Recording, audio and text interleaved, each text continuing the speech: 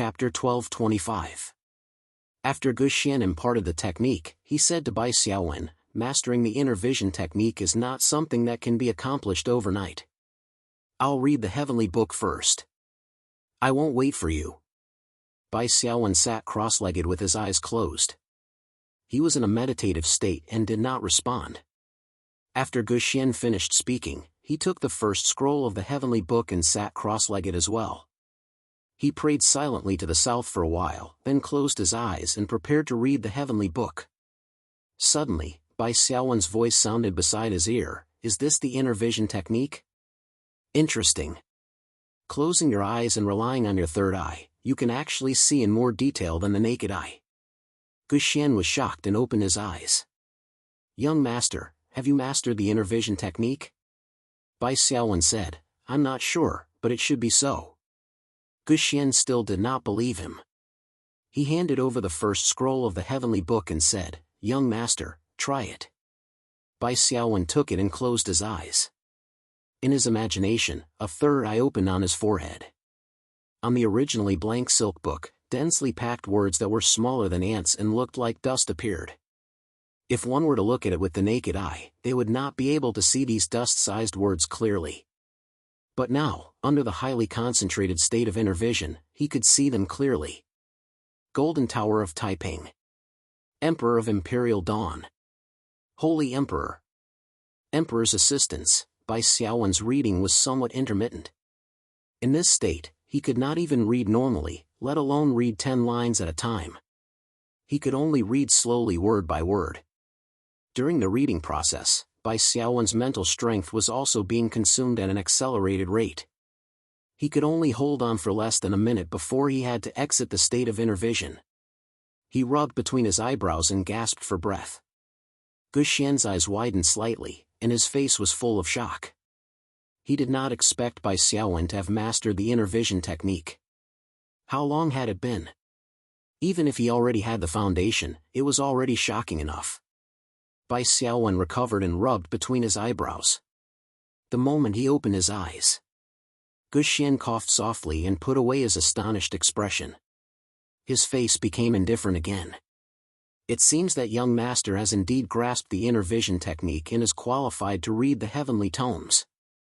However, young master is still not proficient in what he has learned, so he needs to cultivate diligently.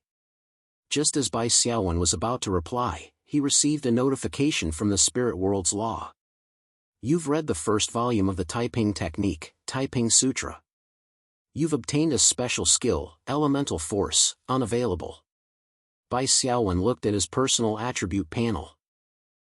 There was indeed an additional energy bar for elemental energy, but it was grayed out, indicating that it could not be used. Bai Xiaowen quickly inquired, "How do I activate the source energy storage?" The spirit realm's law did not give him an answer. It only said, "Please explore on your own." Bai Xiaowen suppressed his doubts and started chatting with Guxian. "Taoist priest, what are the contents of these 3 heavenly tomes? My knowledge is shallow and I can only read the first few words. It can be said that I'm lost in the clouds and can't distinguish between things." Guxian said, "I've heard from my teacher that the 3 volumes of the Taiping Technique are divided into the first, second, and second volumes. The first volume of the Taiping Sutra is divided into 10 parts, A, B, C, D, E, G, X, Ren, and Gui. The first volume is vast and complicated. It talks about strengthening one's body and self-cultivation, which is the foundation. The second volume of the Taiping Technique talks about summoning wind and rain, controlling thunder and lightning, summoning gods and ghosts, writing curses and talismans, and other Taoist techniques. As for the second volume, my teacher did not go into detail. He only told me that if I don't completely master the first and second volumes, the second volume will be the moon in the water and the flower in the mirror." Bai Xiaowen asked, "Then when can I finish reading the first and second volumes?" Guxian smiled and shook his head. "For these 2 volumes, the text is not the main point. The essence of Taoist rhymes is the key. So it's not as if everything will be fine after you finish reading them. Every time you read a heavenly book with the internal vision technique, it's actually a process of understanding the essence of Taoist rhymes. Even if you read it 100 or 1,000 times, it's hard to say that you can completely understand it. Then in your opinion, when can I understand the heavenly book? Bai Xiaowen asked carefully. Don't worry, young master. Your talent is already considered excellent. Now that you've just learned the internal vision technique, it's normal that it's difficult to read it. As long as you meditate and cultivate every day, your internal vision technique will improve accordingly. When you read the heavenly book, you'll be able to do twice the work with half the effort. As long as you're diligent, you'll be able to achieve something in half a year or 2 or 3 years. Bai Xiaowen smiled bitterly in his heart. He did not have that much time. How long will it take for you to finish reading the first and second volumes? Bai Xiaowen asked. Gu Xian stroked his beard and said, I'm very familiar with the internal vision technique. I'll be able to finish it in a few days. If that's the case, I'll hand over the first and second volumes to you for now, Bai Xiaowen said. He did not know if he had made a loss or a gain by forcefully obtaining the 3 volumes of the heavenly book. Now it seemed that it would be difficult to recoup the cost, at least in the short term. However, Bai Xiaowen did not regret it.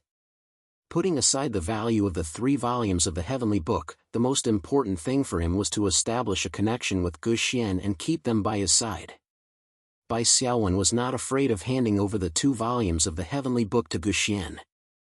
He had already seen that a Taoist cultivator like Gu Xian was particular about having a clear conscience. Bai Xiaowen had given the heavenly book to him because he trusted him. Gu Xian would naturally not run away with the book or leave without saying goodbye. It would be difficult for him to make progress if he had a guilty conscience. Sure enough, Bai Xiaowen's act of trust moved Gu Xian quite a bit. Bai Xiaowen finally opened the notification of Gu Xian's favorability level and raised it to the friend level.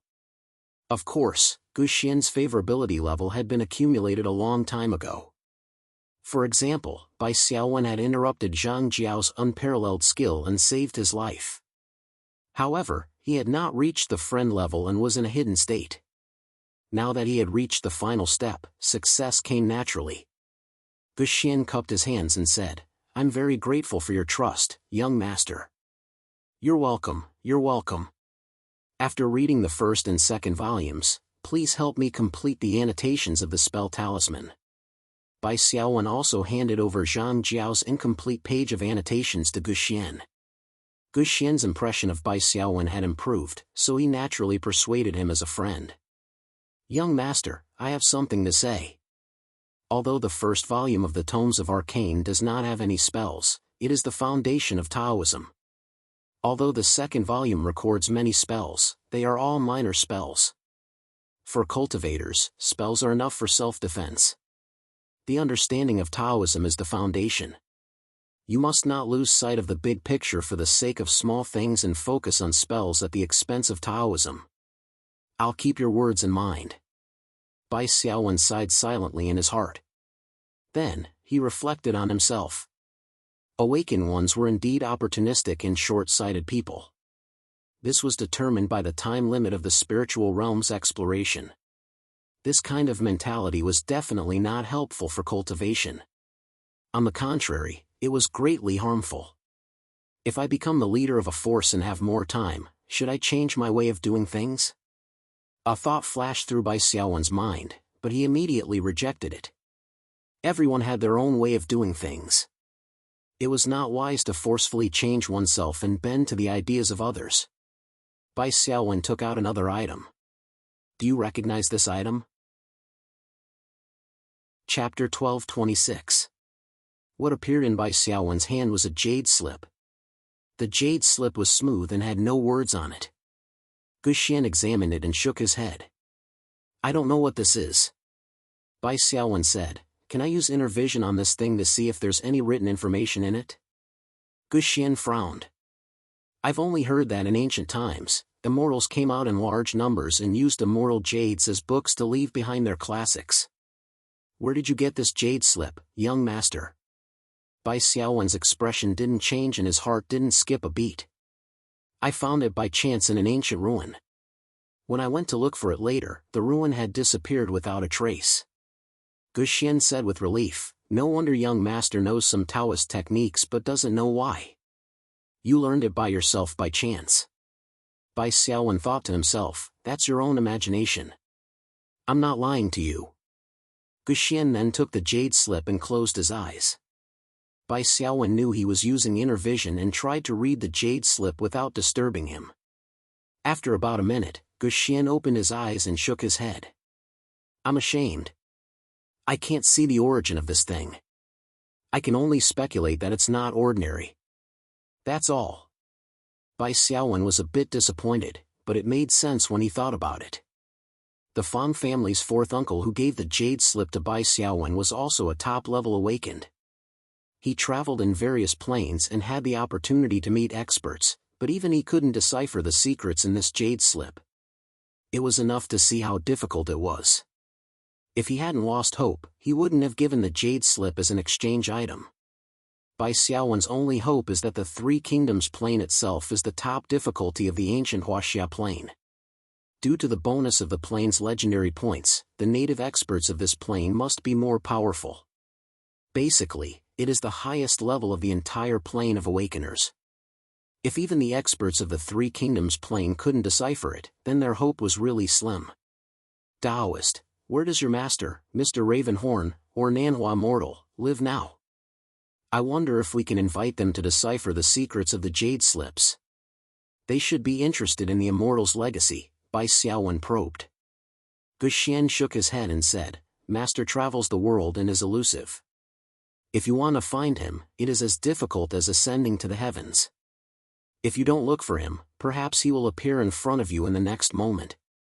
As for senior uncle Nanhua Mortal, he's even more transcendent. I've only heard of his name, but I've never seen him before. Bai Xiaowen knew that the Nanhua Old Immortal was indeed in existence from the Three Kingdoms. Therefore, even those Ci and Ug were called the Three Immortals along with Nanhua deity, they were much weaker in terms of cultivation level and strength. Otherwise, they would have been in the background and wouldn't have been able to travel around the Three Kingdoms. For now, he could only place his hopes on Guxian. This was also the only clue that Bai Xiaowen could grasp. Guxian glanced at Bai Xiaowen and persuaded him, young master, don't bite off more than you can chew. If this jade slip is really an immortal's legacy, with our current foundation, we won't be able to learn anything even if we decipher it. The three heavenly tomes are right in front of us. Learning the Taiping Sutra and building a good foundation is the most important thing. Bai Xiaowen suddenly narrowed his eyes. From Guxian's words, he could hear a hint of unspoken meaning. Guxian seems to be holding back. He should know something. Otherwise, he wouldn't have said something like even if we decipher it. Bai Xiaowen's mind spun rapidly. A normal persuasion would be something like don't waste your energy on something that has no hope of deciphering. Bai Xiaowen calmly put away the jade slip and took out another item with a smile. I'm sure you can recognize this item. This time, he took out a dragon-patterned golden box. Guxian stroked the patterns on the dragon-patterned golden box and was somewhat speechless. Young master, you really have a lot of Taoist treasures on you. Did you also get this from the same ancient site? Bai Xiaowen shook his head with a smile and then nodded. He gave a small hint for Guxian to figure it out himself. Guxian suddenly said, that's right. According to my calculations, the ancient sites that young master encountered should be divided into the inner and outer areas. This golden box and the Taoist spells that young master learned should be obtained from the outer area, while the jade slip should be obtained from the inner area. Bai Xiaowen was secretly amazed. Guxian was really a little prince of imagination. With this ability of imagination, he could write a novel. Master, you're wise. How should we open this golden box? Is there a way? Bai Xiaowen asked. Guxian said, this is easy. Really? Bai Xiaowen was somewhat puzzled. The previous owner of this golden box, Emperor Yang of Sui, was also a powerful figure. He could not open the golden box in his entire life. Could it be that the difference between the end of the Sui dynasty and the Three Kingdoms was really so great? Guxian's next words dispelled Bai Xiaowen's confusion. There's a spiritual item hidden in this golden box. It seems that the predecessors have made sufficient preparations. The spiritual item in the box has absorbed enough spiritual energy. All he needed to do was to push the door open. If it doesn't absorb enough spiritual energy, I'm afraid it won't open even if it uses 10 times the effort. Also, Guxian wanted to say something, but stopped. Bai Xiaowen hurriedly asked, also what? Guxian said, the spiritual item in the box is probably absorbing the fate of the country. If it doesn't absorb enough, it will cause frequent droughts and floods and continuous disasters. Fortunately, it has absorbed enough. Otherwise, I wouldn't dare to open it and risk universal condemnation. Bai Xiaowen finally understood. The Taoist who gave the golden box to Emperor Yang of Sui must be an evil Taoist, or at least, not a righteous person. Emperor Yang of Sui was the emperor of the Great Sui dynasty. If the golden box wanted to absorb the fate of the country, was there a better target than Emperor Yang of Sui? No wonder before Emperor Yang of Sui died, he said that after obtaining this item, he did not make the country prosper. Instead, he caused continuous disasters. It was also because Emperor Yang of Sui did not think so much when he was alive that he realized that the golden box was not a treasure to become an immortal, but the source of chaos. Therefore, he warned Bai Xiaowen to be careful. It was not enough for the golden box to absorb the fate of an emperor. It also used Emperor Yang of Sui's resentment to forcefully turn Jiangdu into a ghost town. It devoured the fate of Yuan Huaji, Jiji, and countless other officials and generals before it was full. This golden box was really terrifying. Next, Guxian helped Bai Xiaowen open the golden box with dragon patterns. Just as Guxian said, it was very easy to open it. Bai Xiaowen followed the steps and used the inner vision technique to examine the patterns on the golden box. Then, he injected his spiritual energy into it. The patterns on the golden box glowed inch by inch. It was like a dried-up riverbed that suddenly had flowing water at its source, becoming lively once again. Finally, the dragon pattern on the surface of the golden box glowed brightly. The two dragon eyes were even more dazzling. The golden box with dragon patterns was opened. Chapter 12:27. A roll of yellow brocade lay quietly in the golden box. Bai Xiaowen's fingers touched the brocade. When he unfolded it, it was blank. There was only a square black frame with the words Mountain River Geographical Map on the right side. This should be a map. Why is it blank again? Bai Xiaowen was puzzled. Before he could finish his sentence, a light suddenly flowed in the black frame of the map. It was as if an invisible pen was moving like a dragon or snake. In an instant, a map appeared. This was the map of the Three Kingdoms plain. It mainly included the 13 states and barbarian lands such as Wuhuan, Xianbei, Goryeo, and Yingzhou. A notification came from the spiritual realm. The Dragon Golden Box has been opened. Grade A Hero Side Mission, the mystery in the box has been completed. You have received in Grade S Gold item, Mountain River Geographical Map. Mountain River Geographical Map, Grade S Gold item, exclusive to Heavenly Fortune Treasure Map. Based on the ability of the binder, the map currently has the following functions. 1. View the current plane's topography. 2. Search for the target's location. Due to the lack of ability of the binder, more functions cannot be unlocked. It's actually in Grade S Gold item. Bai Xiaowen was shocked. He carefully read the description of the map. From the description, the Mountain River Geographical Map was far less domineering than other gold items. It was just a support item. However, one had to note that only 2 functions of the map had been unlocked.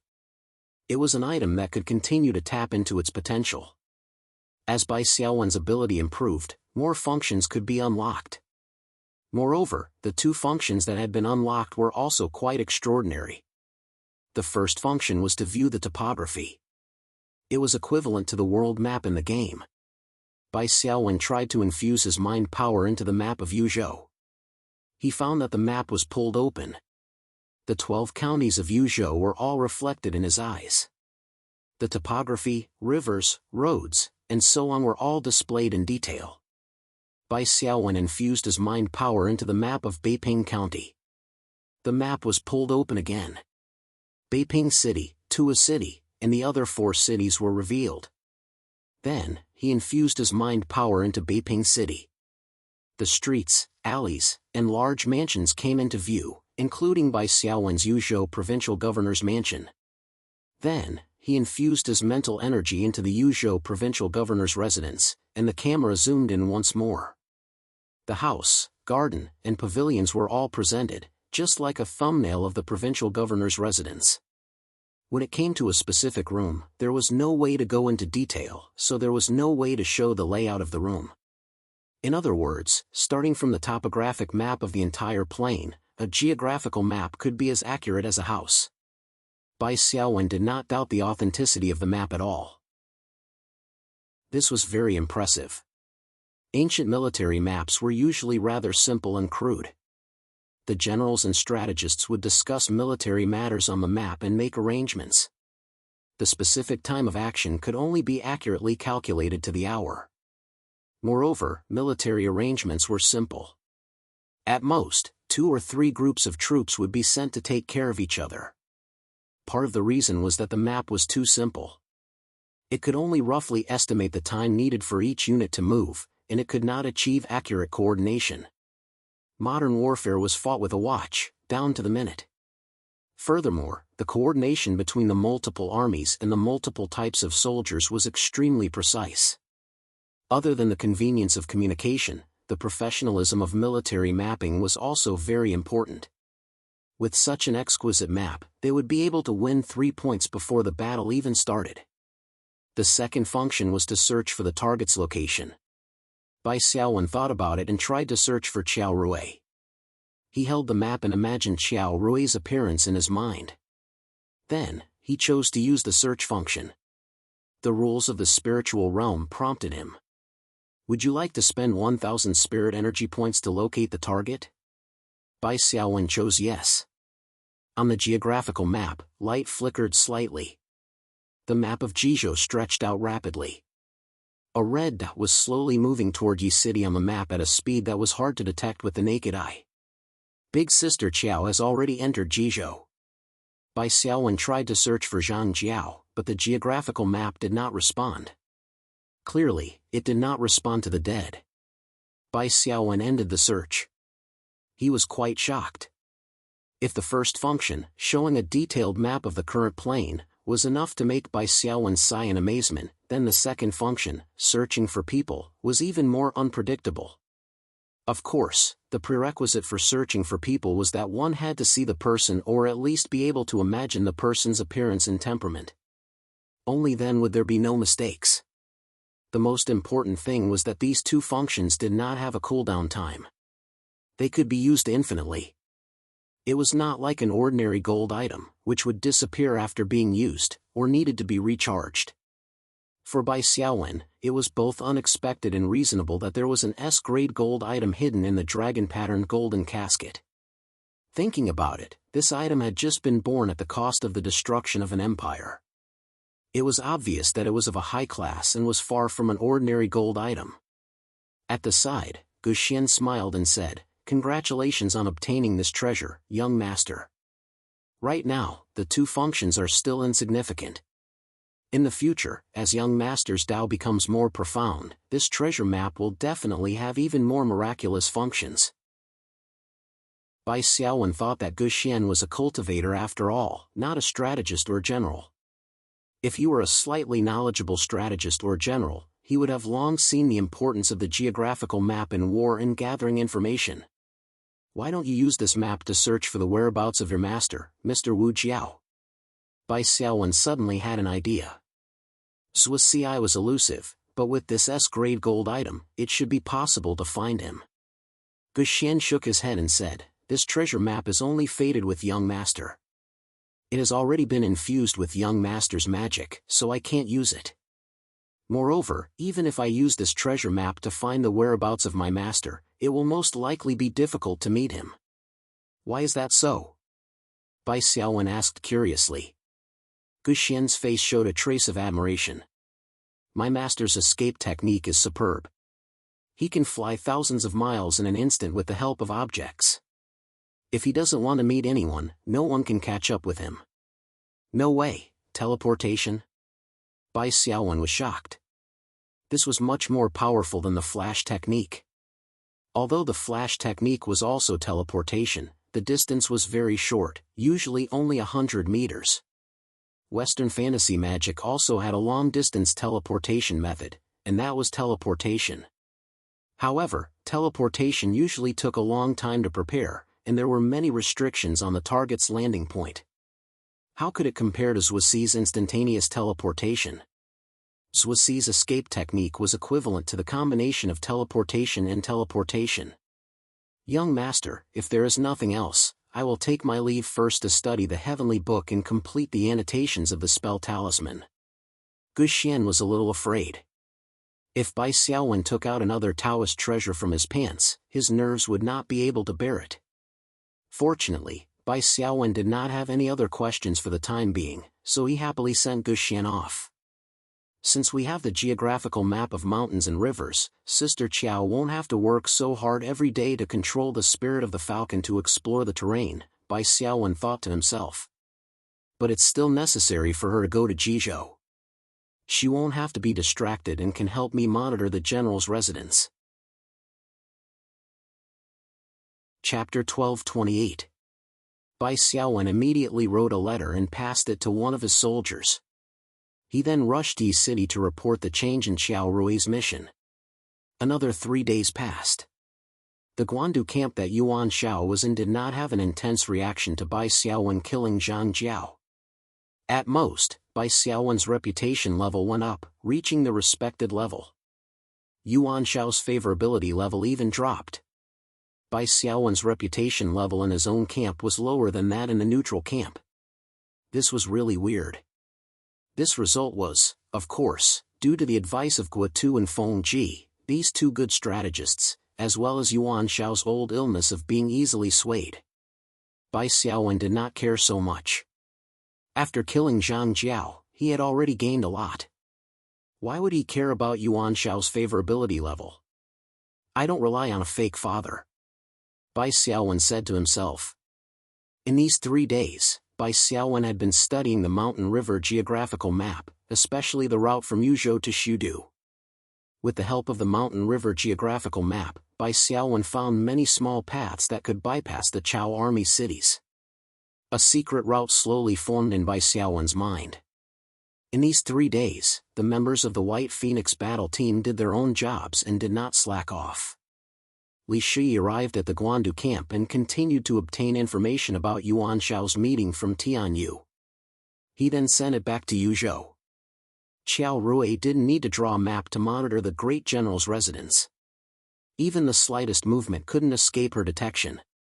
Cecilia successfully trained the third batch of winged cavalry, making up for the casualties.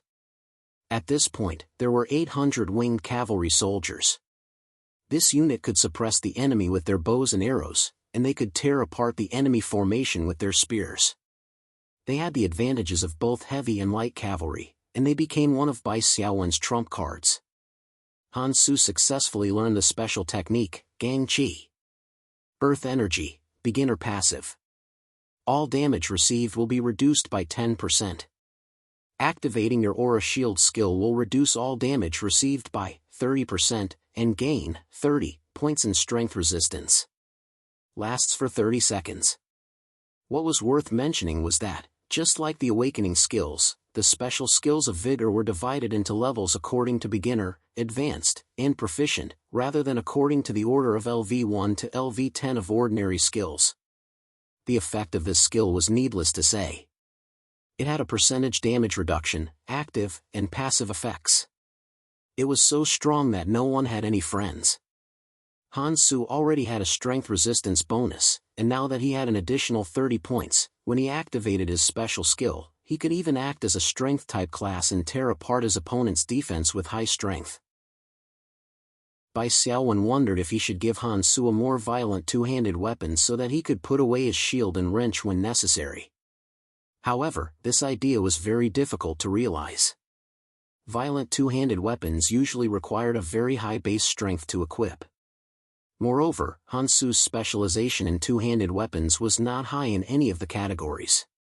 In short, having high strength was a good thing. At least, he would not be knocked away by a strength-type lord and would not be able to play the role of a tank. Sir. Urgent report from Guandu. A person dressed like a merchant entered by Xiao Wen's provincial governor's mansion after reporting. This was a bodyguard that Xiao Rui had arranged in the Jin family caravan to deliver the military intelligence from Guandu. Bai Xiaowen opened the letter written by Li Shui. He frowned slightly and then calmed down. I got it. I'll write a note. Go back to Yi City in Ji Province immediately and send it to General Xiao Rui. Bai Xiaowen waved his hand and rewarded the bodyguard with 2 silver ingots. Then, he asked him to leave. What's the news? Cecilia asked after the bodyguard left. Han Su, who had just come out of seclusion, also looked over with an inquiring gaze. Bai Xiaowen said in the team channel, there's news that Liu Biao of Jingzhou was sent to Yuzhou to attack Cao Cao.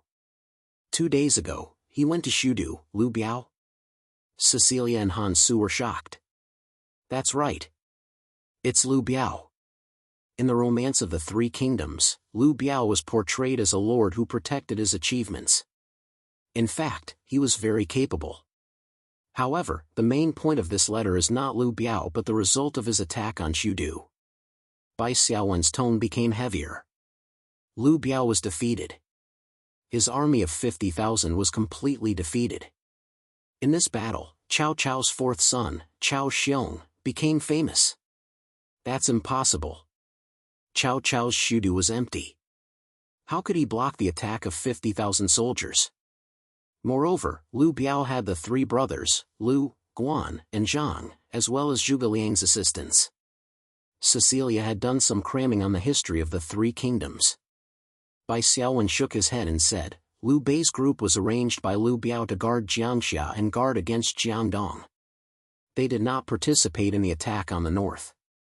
After pausing for a moment, Bai Xiaowen smiled and said, don't be surprised. Liu Biao wasn't muddle-headed. He just didn't want Liu Bei to get the credit. Moreover, Liu Biao could see that Shudu was empty. He thought that he would definitely win this battle. That's why he excluded Liu Bei and the others. But I still find it inconceivable, Cecilia said. Han Su couldn't help but say, that Cao Xiong, Cao Cao has 4 sons, Pai, Ji, Zhang, and Xiong. Originally, Cao Xiong was the most inconspicuous. Bai Xiaowen smiled and said, I know what you mean, old Han. That's right.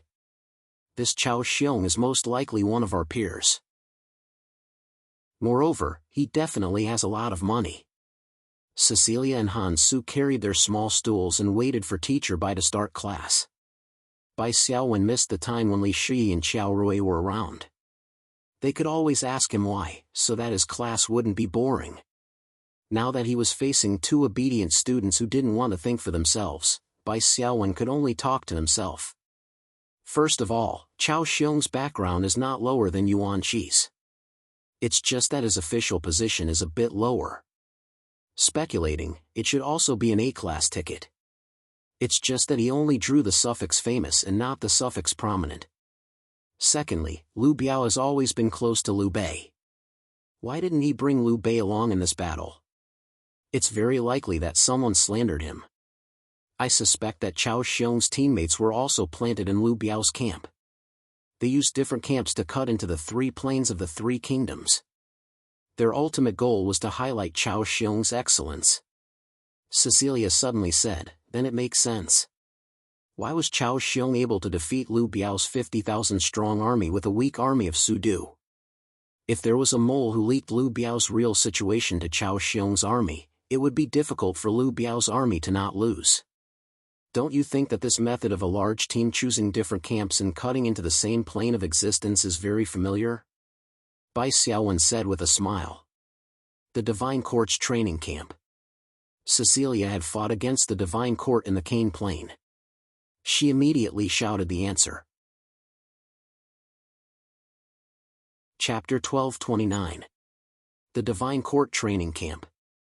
Cecilia, who had fought against the Divine Court in the Kane realm, immediately shouted the answer. It might not be the Divine Court. Maybe it's the training camp of other major forces in the Interstellar Alliance. Bai Xiaowen waved his hand and said, "We know too little about the Interstellar Alliance. However, the possibility of the Divine Court is the highest. After all, they failed in the Kane realm last time and spent a few months reorganizing and preparing again. The timing matches. And then they're facing us again?" Cecilia complained, "Sigh, the native forces are enough of a headache, and now the Divine Court is stirring things up." Bai Xiaowen said with a smile, "The Divine Court training camp's strength should not be as strong as the one in the Kane realm last time. Their former class monitor and intelligence team leader have been pushed out. But in the Kane realm, our advantage is in the dark, while the enemy is in the open. We can plot against them," Cecilia said. "Now, we're both in the open. They must have heard that we killed Zhang Jiao and shocked the world. They will definitely suspect that Yuan Shi's identity has been changed. Well, that's not bad. I'd like to fight with the Divine Court training camp. It's fun to fight with people." Bai Xiaowen's expression gradually became perverted as he spoke. Cecilia smiled and shrugged. Hansu rubbed his butt helplessly. "Well, I have to change my plan slightly." Bai Xiaowen thought for a moment and said, "Shudu has the awakened force represented by Chao Xiong. If we want to attack Shudu with light cavalry according to the original plan, the difficulty will be greatly increased. Once the plan is thwarted, we will suffer a lot. So, I plan to add a layer of insurance." "What insurance?" "The Yuzhou army." Bai Xiaowen smiled and said, "Thanks to the Battle of Zhang Jiao, the civil and military officials of Yuzhou have pledged their loyalty to me. I have already taken control of the military and political power of Yuzhou in advance. Now, even if Yuan Shao issued his order, most of the civil officials and generals in Yuzhou province would prefer to follow my order instead of Yuan Shao's order. Of course, we'd better not oppose Yuan Shao, otherwise, we would suffer a loss in filial piety, which would be detrimental to our long-term development."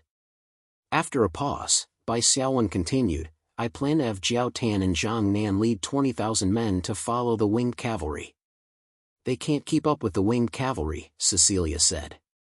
"That's right. That's why they are our backup plan," Bai Xiaowen explained. "Our winged cavalry is the vanguard. It's best if they can take down Shudu.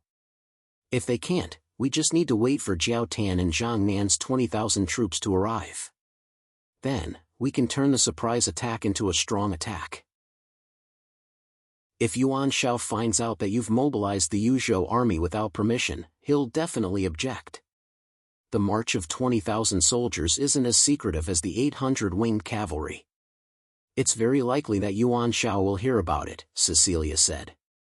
Bai Xiaowen said, "It's not a possibility. Yuan Shao will definitely find out." Standing up, Bai Xiaowen unfolded the geographical map of the mountains and rivers.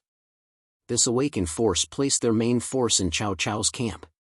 Then, they placed their teammates in different camps as spies. Lu Biao of Jingzhou was planted by them. Then, they must have spies in Yuan Shao's camp. The Awakened's intelligence and investigation ability is far stronger than the natives of the Three Kingdoms. The movements of our 20,000 Yuzhou army will definitely not be hidden from these Awakened. In order to obstruct our army's movements, the spies will definitely inform Yuan Shao." Cecilia and Han Su were waiting for Bai Xiaowen's analysis of the response plan. Bai Xiaowen said, "We'll make 2 preparations. First, I'll inform Sister Qiao to visit Tianfeng in Jizhou prison and tell him about the pros and cons. Let him write a letter to the army supervisor Zhu Shou of the Guandu camp. Of course, it's not directly to Zhu Shou, but to Tianyu. As a foreshadowing, we'll take it out to Zhu Shou when necessary and win his support. He can speak for us in the Guandu camp. Second, let Jiao Tan march in secret. It's best if he's already in Yuzhou when Yuan Shao hears the news. Thus, we can use the excuse that the general is outside, and the monarch's orders are not subject to his orders to allow Jiao Zhu to continue his advance." Cecilia felt that her brain wasn't enough. The concept of war in her mind was that both sides would set up their respective formations. The cavalry and infantry would charge. At most, there would be magic troops and archers to hold the line. The multi-troop mixed battle was mainly a battle of tactics. Bai Xiaowen planned before the battle, predicted the enemy's movements, and responded in advance. It was a strategic layout. Cecilia found it difficult to understand. She didn't understand it. If you don't understand, don't think too much about it. Do as the Dior says. This was Cecilia's final thought. With this thought, she suddenly felt relaxed. Bai Xiaowen then said, "We can submit the first stage of the main mission." He then chose to submit. The spiritual realm's rules prompted information. Main mission, training horses and troops has been submitted. The number of troops you've recruited is 800. The troop type is Special Elite, Wing Cavalry. Wing Cavalry's individual combat strength, 15. Current organizational bonus, 3 times. Final combat strength evaluation, 36,000. Main mission completion rate, perfect. After the completion of the first main mission, there was a new prompt. You've completed the main mission. In the next 6 days, 16 hours, 25 minutes, and 39 seconds, you can freely explore the plains of the 3 kingdoms. Omitted. Main Mission 2, Hushua's Prestige, activated. Mission objective, reputation in Yuan Shao's camp reaches reverence. Current reputation level, respected. Mission difficulty, mission time limit, 15 days. Mission reward, unknown. Just as Bai Xiaowen expected. The first main mission, training horses and troops. He recruited an army with 36,000 combat strength, which was more than 7 times the minimum requirement of the main mission. As expected, the second main mission automatically activated. Speaking of the second main mission, Hushua's Prestige, Bai Xiaowen couldn't help but complain. What the hell is this? I'm the Yuzhou provincial governor, the son of General Yuan, the terminator of Zhang Jiao, Xian Shi Yuan. I already have reverence reputation in other neutral forces. But in my own camp, Yuan Shao's camp, there's only respect. Only respect. Even the rules of the spiritual realm can't stand it anymore. In short, it's too tiring. When Bai Xiaowen entered Yuan Shao's camp as Yuan Shi, he only had friendly reputation, which was even worse than the benefits brought by the emperor. After killing Zhang Jiao, his reputation in various neutral camps increased by 1 level, reaching reverence. But in Yuan Shao's army, his reputation had just climbed to reverence. This main mission won't affect our plan. Bai Xiaowen waved his hand. As long as the surprise attack on Sudu succeeds, we'll definitely gain a lot of reputation in Yuan Shao's camp. Not to mention reverence, even reverence is possible.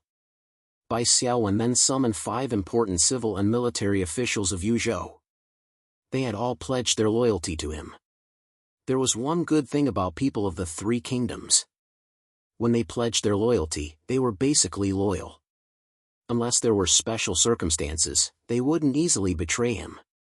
Bai Xiaowen arranged the plan for the Yuzhou army to follow up. Then, he ordered the 5 of them to keep it a secret. Jiao Qian and Zhang Nan also declared that they wouldn't waver even if the great general ordered them. This was exactly what Bai Xiaowen wanted to hear.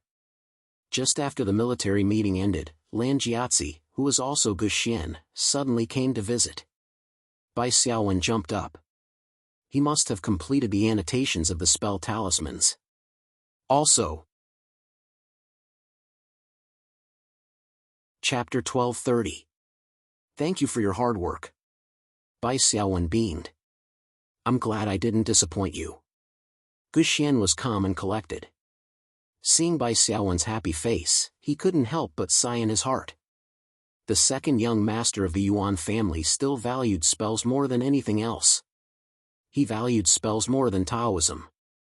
He would inevitably follow in the footsteps of Zhang Jiao. However, Guxian had already advised him to do his duty as a friend, so he didn't say anything more. Bai Xiaowen took the silk book from Guxian and said, "Would you like to read it together?" Guxian waved his hand and said, I don't fight with others. Spells are meaningless to me. Besides, I've already comprehended it when I added the annotations, so I don't need to read it again. I'll return the 2 heavenly tomes to their rightful owners. Bai Xiaowen was a little surprised. You don't want to read it anymore? Guxian said, I've already read it once. I need to go into seclusion for a while to digest what I've learned. When I come out of seclusion and make some progress, it won't be too late to borrow the heavenly tomes from you.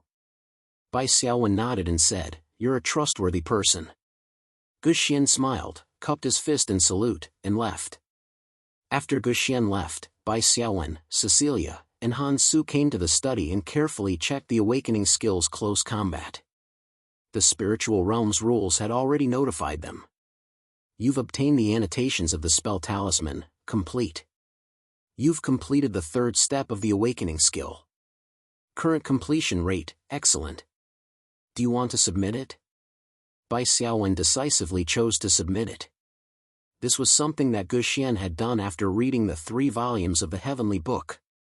Within a short period of time, it would be difficult for Bai Xiaowen to find a more outstanding Taoist expert to form a relationship with. An excellent grade was enough. Bai Xiaowen knew that greed was not enough. How could he have so many chances to get a perfect grade? The spiritual realm's rules prompted, please pay 200,000 psionic energy points. It was the same as the awakening skill of the Wolf Valley. Bai Xiaowen was already mentally prepared. Without even blinking, he chose to pay. A stream of white energy gushed out of Bai Xiaowen's body and enveloped the talisman annotations, all. Notification from the spiritual realm's rules, awakening skill rune switch completed. You've received the following general enhancement. Removal talisman switching level and proficiency. Omitted, B. When the mastery of the talisman switching awakening skill reaches proficiency, the restriction on the skill bar will be removed. C. Remove the cooldown time limit of the rune switch awakening skill, but it will consume mental power and stamina when it is cast, and it will cause a mental burden. After the 3 general prompts, there was a specific description of the awakening skill. Talisman switching, awakening skill. Choose 4 types of talismans and add corresponding special effects according to the different talisman types. The names of the 4 talismans remain the same, but their specific effects had changed. Charm of Confusion. You can continuously inject mental power into it to increase the success rate of confusion. It is effective against commander-tier creatures under certain circumstances. Puppet Talisman. The number of Scarecrow Demon Soldiers that can be summoned has increased to 4, and a new Yellow Turban Demon Soldier has been added. The Yellow Turban Demon Soldier has the elite template. Imprisonment Talisman. You can continuously inject mental power into it to maintain a state of imprisonment on the enemy. During this period, the consumption of mental power will continue to increase, and the stronger the target's overall strength, compared to the caster, the higher the mental power consumption. Berserk Talisman. Allies who enter a berserk state are temporarily immune to control skills below priority. 7.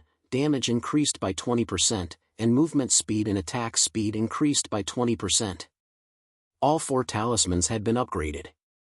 In addition, Bai Xiaowen's previous 2 skill special effects, energy saving spell casting and talisman proficiency, were retained.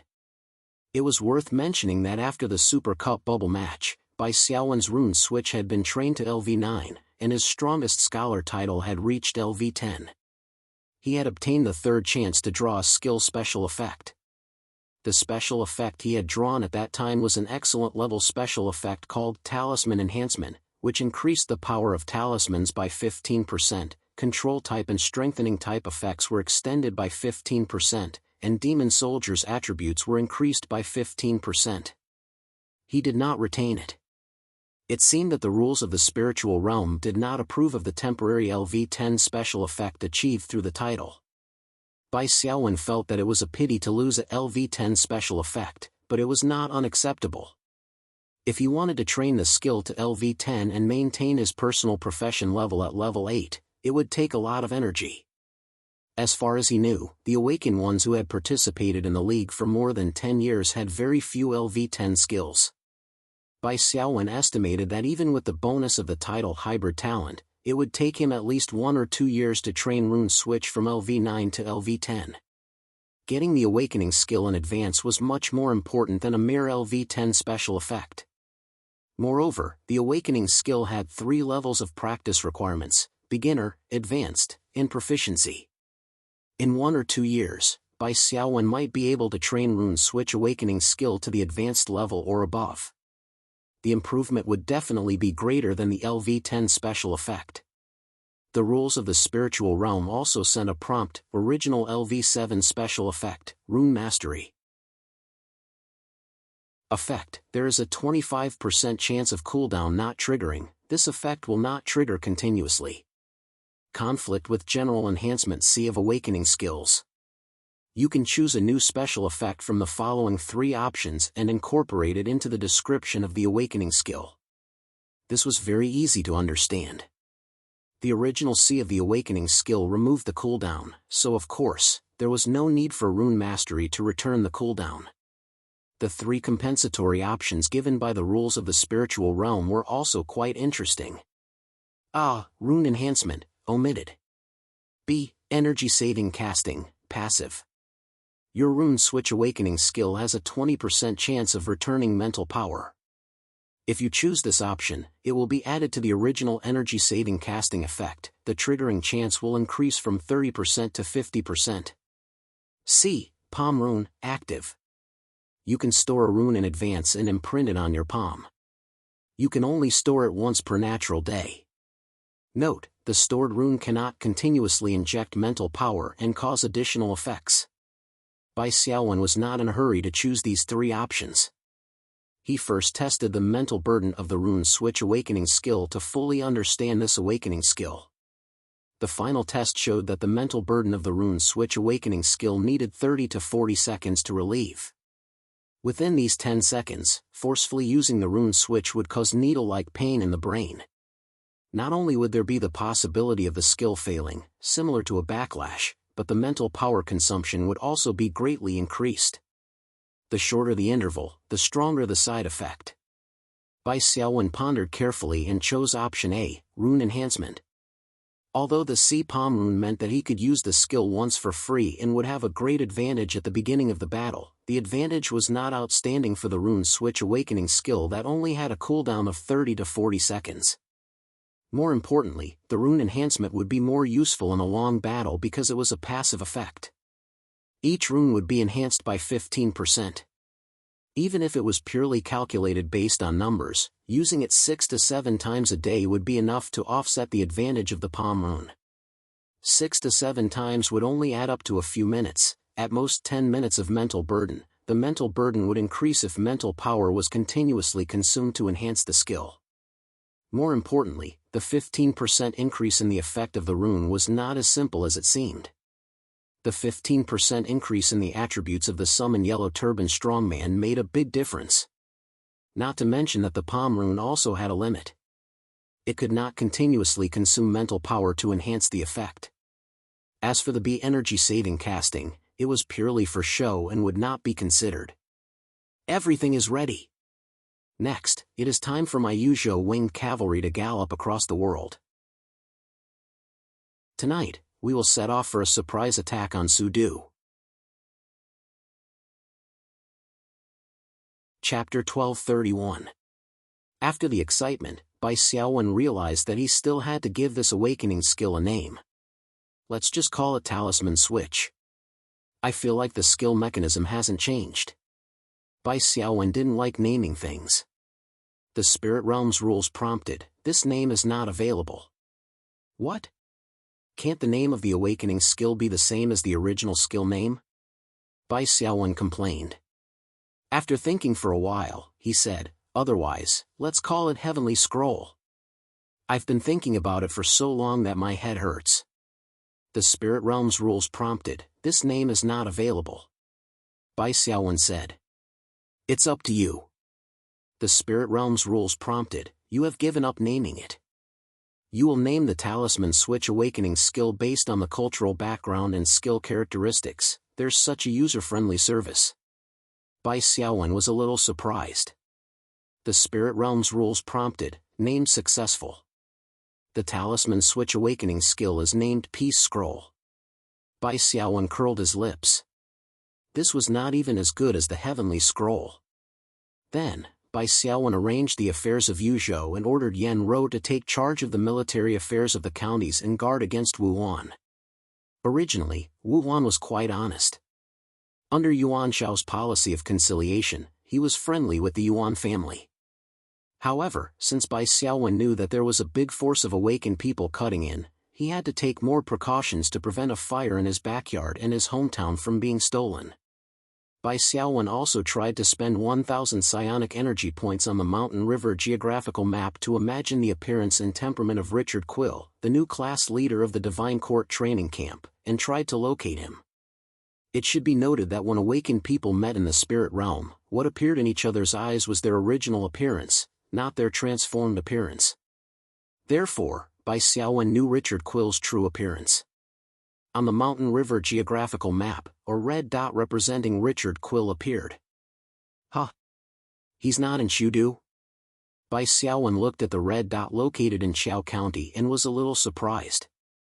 However, this was not incomprehensible. Since Richard had transformed into Chao Xiong, he would definitely speculate in Yuzhou. Just like Bai Xiaowen in Yuzhou, he would not be limited to Shudu City. It seems that defeating Lu Biao has given Richard a lot of political capital. At the very least, Cao Cao's appreciation is indispensable. Bai Xiaowen felt a sense of urgency in his heart. If he were Richard, he would definitely use this opportunity to advise Cao Cao to launch a surprise attack on the crow's nest. He turned Suyu's brilliant plan into his own in advance and made a contribution to the war. Because Chao Xiong had already proven himself, Cao Cao must also pay attention to this son that he did not value much. Bai Xiaowen then used the geographical map to locate the other members of the Divine Court training camp that he had already met. In the end, it was confirmed that these people were divided into two groups. The main group was concentrated in Cao Cao's territory in Yuzhou while the red dot was in Lu Biao's territory. Of course, these were only the people that Bai Xiaowen had seen. There were still some that he had not seen before. Perhaps they were hiding in other forces. When he searched for Camille, Bai Xiaowen was a little surprised. Then, he felt a little sympathetic. Why is this American girl so unlucky? Camille was in Liangzhou, in Ma Ting's territory. If she wanted to find Bai Xiaowen, she would have to cross 3 states. The distance was secondary. The key was that she did not know who Bai Xiaowen was using to cut in. Liangzhou was inaccessible. It would take at least 7 or 8 days for the news of Yuan Shi destroying Zhangjiao to spread. The feudal lords each had their own territories. It was not easy for the news to spread across several states. 7 or 8 days was considered fast. Even if the news spread, Camille would definitely be confused. Yuan Shi destroying Zhangjiao and Chao Xiong defeating Lu Biao were all signs of an awakened person cutting in. Which one was Bai Xiaowen? She did not know and did not dare to ask. Bai Xiaowen did not care about Camille's matter. The surprise attack on Shudu was an important strategic decision for the White Phoenix team. It would determine whether Bai Xiaowen's identity as Yuan Shi could gain a foothold in Yuan Shao's army and a series of follow-up plans. At this time, Bai Xiaowen would not be distracted. According to the Mountain River geographical map, Bai Xiaowen prepared 2 marching routes.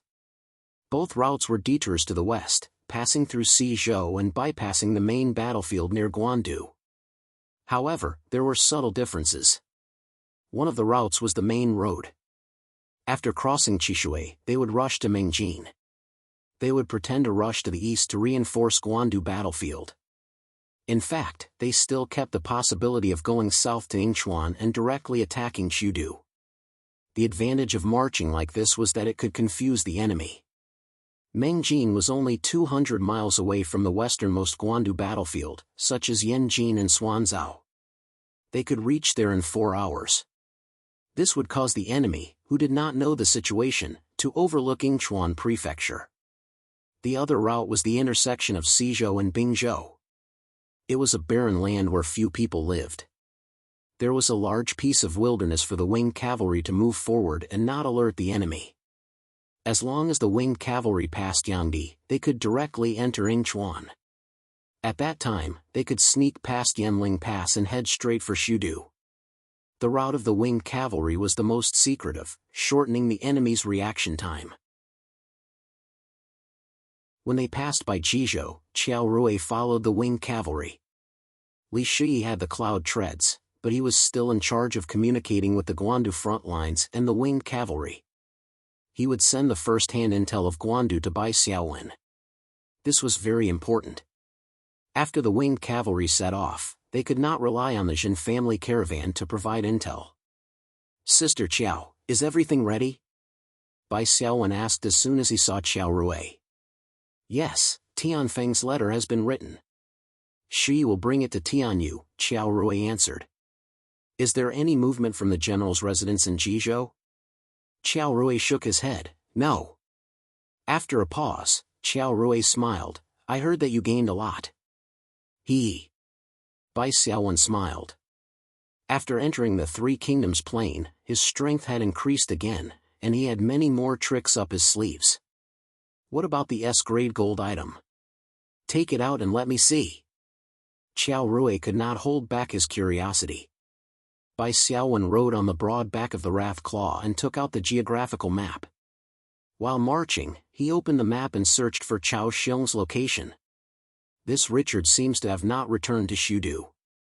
Bai Xiaowen pointed to a red dot on the map. "The last time I checked, he was in Qiao County. This time, he actually went to Chenlu. Although he did not leave Yuzhou, it's still very strange." Qiao Rui nodded. She also knew about the Divine Court training camp. She immediately narrowed her eyes and said, "Under normal circumstances, Chao Xiong knows that Yuan Shi is also awakened and should guard against us from attacking Shudu. So, staying in Shudu and fighting a defensive battle with us is the most reasonable decision. But now, it feels like he's always avoiding us." Bai Xiaowen said slowly, "I have a guess now, but I'm not sure. If it's as I think, then Chao Xiong may be too smart for his own good. He will suffer a great loss." Chapter 1232. After setting off from Yuzhou, they first went to the junction of Jizhou and Bingzhou, then went all the way south along the Taihang Mountains, choosing places that were rarely visited. After leaving Jizhou, they went to the border of Xizhou and went to the southwest. It was winter at this time. The Yellow River was dry and frozen.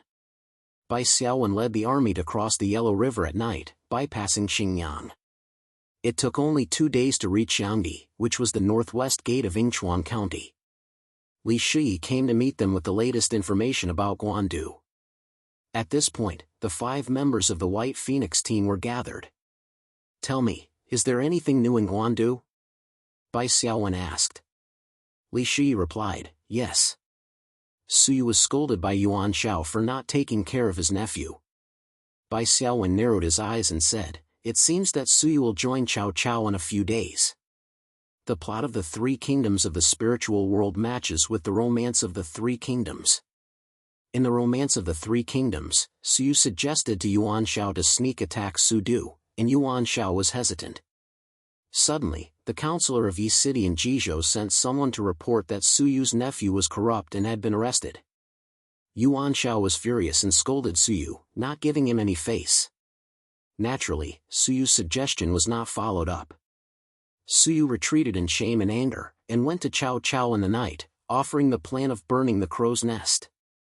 Now it seemed that in the Three Kingdoms of the spiritual world, at least the first half of Suyu's night running was the same as the romance of the Three Kingdoms. It was not that Suyu was better than Guojia, Shi Jitsai, Chen Yu, and other Chao army counselors, but Suyu was in Yuan Shao's camp and knew the real situation of Yuan Shao. With such a foundation of information, of course, he would take advantage of the situation to plan. This was the horror of a mole.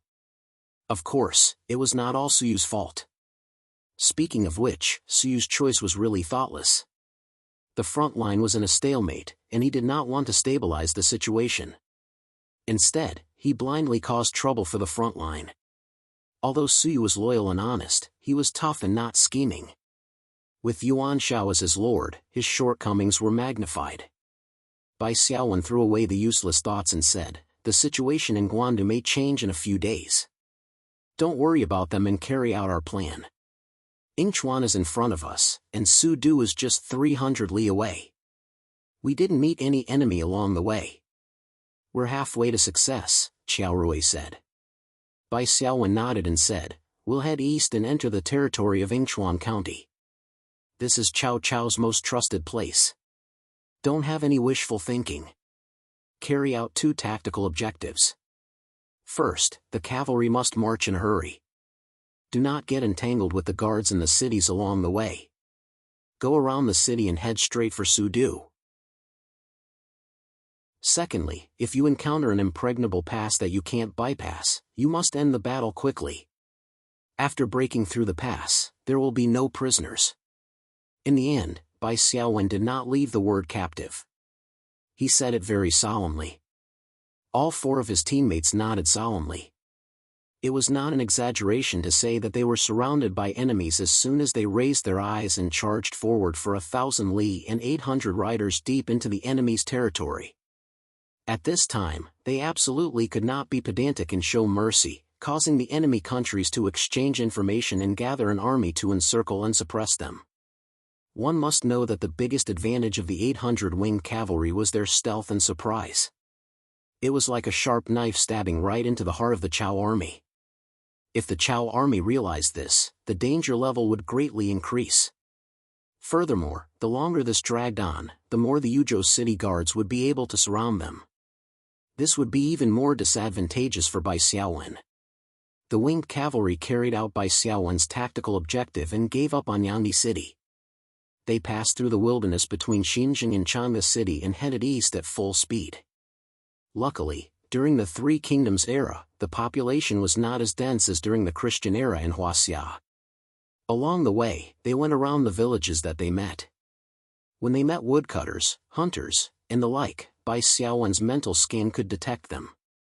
Before they could escape, they would kill them, truly carrying out the order to not take any prisoners. After passing through Changxi, the winged cavalry finally arrived in front of Yanling Pass. This was a dangerous pass. The left and right sides of the pass were endless mountains, and it was the entrance to Su Du. Bai Xiaowen had used the mountain river geographical map to check it out. On the 2 sides of Yanling Pass, there were small paths. However, they were extremely steep and could not allow the winged cavalry to pass through. As such, they could only give up on them. Yanling Pass was a strategic location, and they could not go around it. Entering through the pass was the most time and effort-efficient method. Even if they had to fight, they would not hesitate. Take out the Chao army flag that we prepared. It is best if the enemy opens the gate. Bai Xiaowen said. The winged cavalry raised the flag with the word Xiahou on it and shouted for it to be opened. A general flashed out from the pass and hollered, "Who are you?" Bai Xiaowen replied, "I am the son of the Yingchuan governor, Xiahou Yuan. I am on orders from my father to head to Su Du. Quickly open the gate and let us pass. Do not miss the time." Yingchuan governor Xiahou Yuan was extremely famous in the Chao army camp. Cao Cao's surname was originally Xiahou. After he was adopted by Cao Teng, he changed his surname to Cao. Hence, there were many Xiahou generals in the army. Xiahou Yuan was Cao Cao's cousin. It was said that when Cao Cao was imprisoned, Xiahou Yuan took his place. Hence, his relationship with Cao Cao was even closer. Later on, Xiahou Yuan took Cao Cao's sister-in-law as his wife and became in-laws with Cao Cao. Their relationship was even more irrefutable. Xiahou Yuan's son, Xiahou Yuan, was under his father's protection. In the later Three Kingdoms era, he had a high status. However, he was not famous now. Bai Xiaowen had spent a lot of effort to choose this person's flag to open the gate. As long as the defending general was afraid of Xiahou Yuan's background and opened the gate to let the winged cavalry pass, it would be a huge gain. Of course, this required the defending general to be weak and useless. Only then would this trick have a chance of succeeding. The defending general shouted, "No matter who it is, You have to verify their identity before you can open the gate. Young Master Xiao, please show me the official document from the Yingchuan governor. It's an emergency. Father only gave me a message and no official document. The defending general revealed a suspicious expression. Without an official document, you can't let us pass. Please forgive me. Bai Xiaowen pretended to be angry. Who are you? How dare you stop me? Are you trying to bully my sword? Bai Xiaowen had used this line before when he was the Yi City Gate officer. It was quite useful. However, the defending general showed no fear and said loudly, I am Deng Tong. Lord Sun has given strict orders. Young master, please don't make things difficult for me. Bai Xiaowen shook his head helplessly. I ran for an entire night before reaching here. If you don't open the gate, do you expect me to go back like this? At this moment, Bai Xiaowen had decided to attack and ordered in the team channel. Taking advantage of the night, Li Shi quietly climbed up from the side of the mountain path. Deng Tong did not know and cupped his fists. Please forgive me. Please return the way you came and bring the official document from the Yingchuan governor. I will definitely open it. Bai Xiaowen suddenly scoffed and opened his palm. A yellow talisman shot towards Deng Tong like a shooting star. Peace Talisman, Mind Confusion Talisman.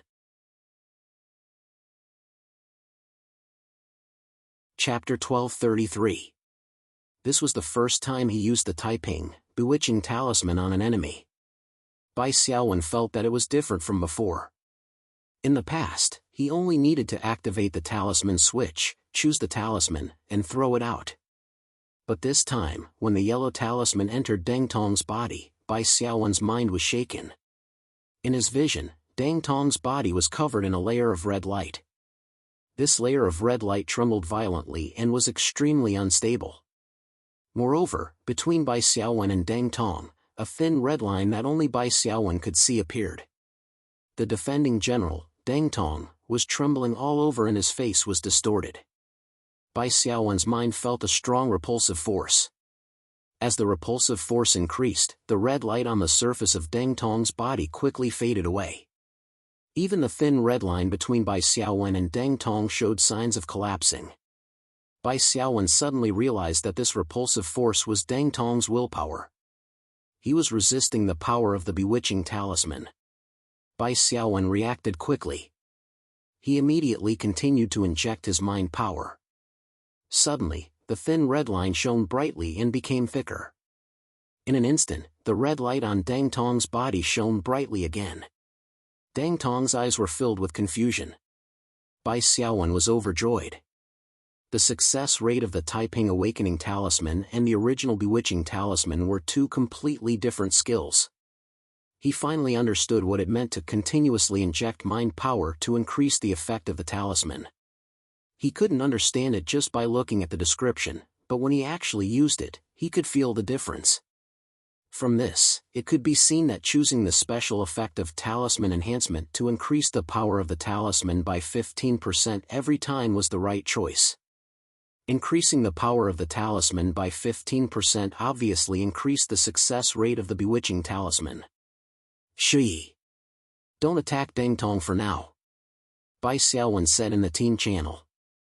Li Shi's movements paused for a moment. She had already climbed to the top of the cliff and was about to launch a thunderous attack.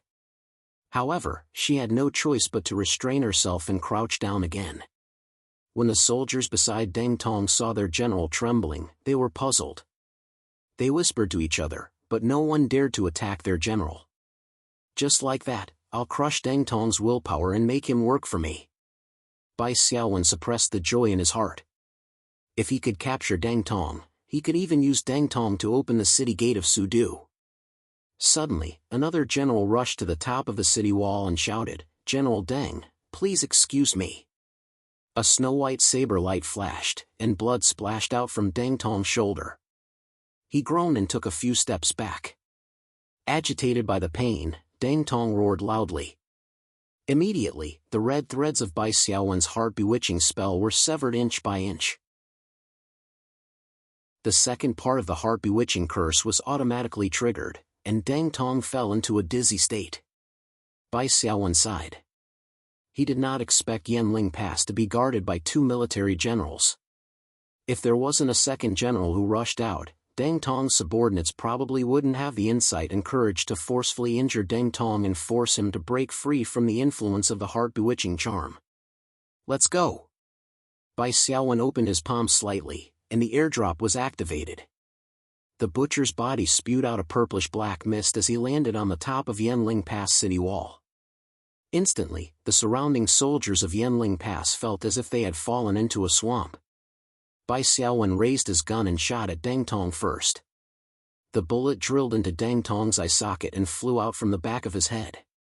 The powerful kinetic energy sent his helmet flying. Deng Tong screamed and fell backward onto the ground. The instant kill was not only because Bai Xiaowen's shot had been charged for a long time and because he had the desire to kill, but also because Deng Tong's strength was mediocre. He was only a barely passable commander-level general. Although he was level 8, his total health points were less than 1,000 points. In addition, Deng Tong had no way to dodge the bullet while he was in a dizzy state. That was why he was hit in his vitals. After killing the general, Bai Xiaowen relaxed a little. Unexpectedly, a sudden change occurred in the next second. A glaring flash of lightning flashed, and the butcher's huge body fell off the city wall. Spiritual World's Law Notification, Yanling Pass Deputy General Zhou Ding's battle skill, Thunderclap Strike activated. Zhou Ding was the general who had swung his sword at Deng Tong just now. Bai Xiaowen scanned him with his insight and realized that this person's strength was actually above Deng Tong's. With one Thunderclap Strike, even the butcher was sent flying. Below the city wall, Cecilia activated the arrow formation, and the winged cavalry all drew their bows. Arrows were fired. Zhou Ding shouted, and the sword in his hand danced like a whirlwind. Within 3 feet in front of him, all the arrows were cut into pieces. He glared and shouted, "Release the arrows! Release the arrows! Quickly light the beacon to warn Lord Sun." It was indeed different with a general guarding the city. Without Zhou Ding, the soldiers at Yanling Pass would have scattered like birds and beasts after Deng Tong died. Now, under Zhou Ding's command, they knocked their arrows and started shooting from above. 2 other soldiers ran towards the beacon tower. Bai Xiaowen snorted and activated his deterrence. His deterrence filled the entire area. He continued to activate his spiritual force field, and all the enemies who were not at the leader level and whose spiritual force was less than 30% of Bai Xiaowen's fell into a continuous state of dizziness. Zhou Ding was slightly better. He only fell into a state of fear, and the spiritual force field had no effect on him. With the help of the leader's toughness skill, Zhou Ding regained his mobility in just 2 seconds. After he recovered, Zhou Ding's first reaction was to rush towards the beacon tower.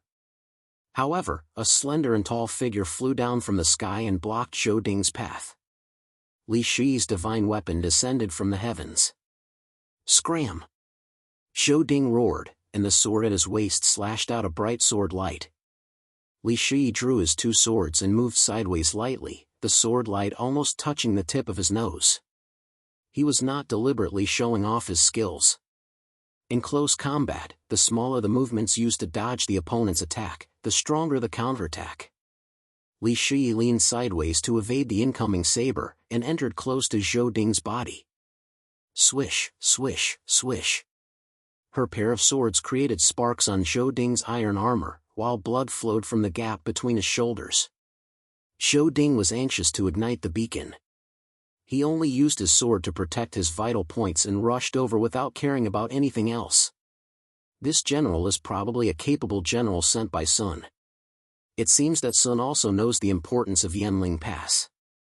He actually left 2 generals behind to defend it, one in the open and one in the dark. With a clang, Li Shi's swords danced, and Zhou Ding's sword flew out of his hand. It was hit with the disarm effect. Chi. Zhou Ding's health points dropped rapidly, and his vital points were also injured. It was only because he had a lot of health points that he did not trigger an instant kill. However, just as he was about to reach the beacon tower, a white light flashed, and 3 more summon creatures landed in front of him. Skeleton Warrior, Kits, and Death Knight. These three summoned creatures completely extinguished Zhou Ding's hope of igniting the beacon. With a clang, a sword pierced through his heart from behind, taking away the last of Zhou Ding's health points. Sudu. Zhou Ding's eyes widened, and he died. Yanling Pass, broken.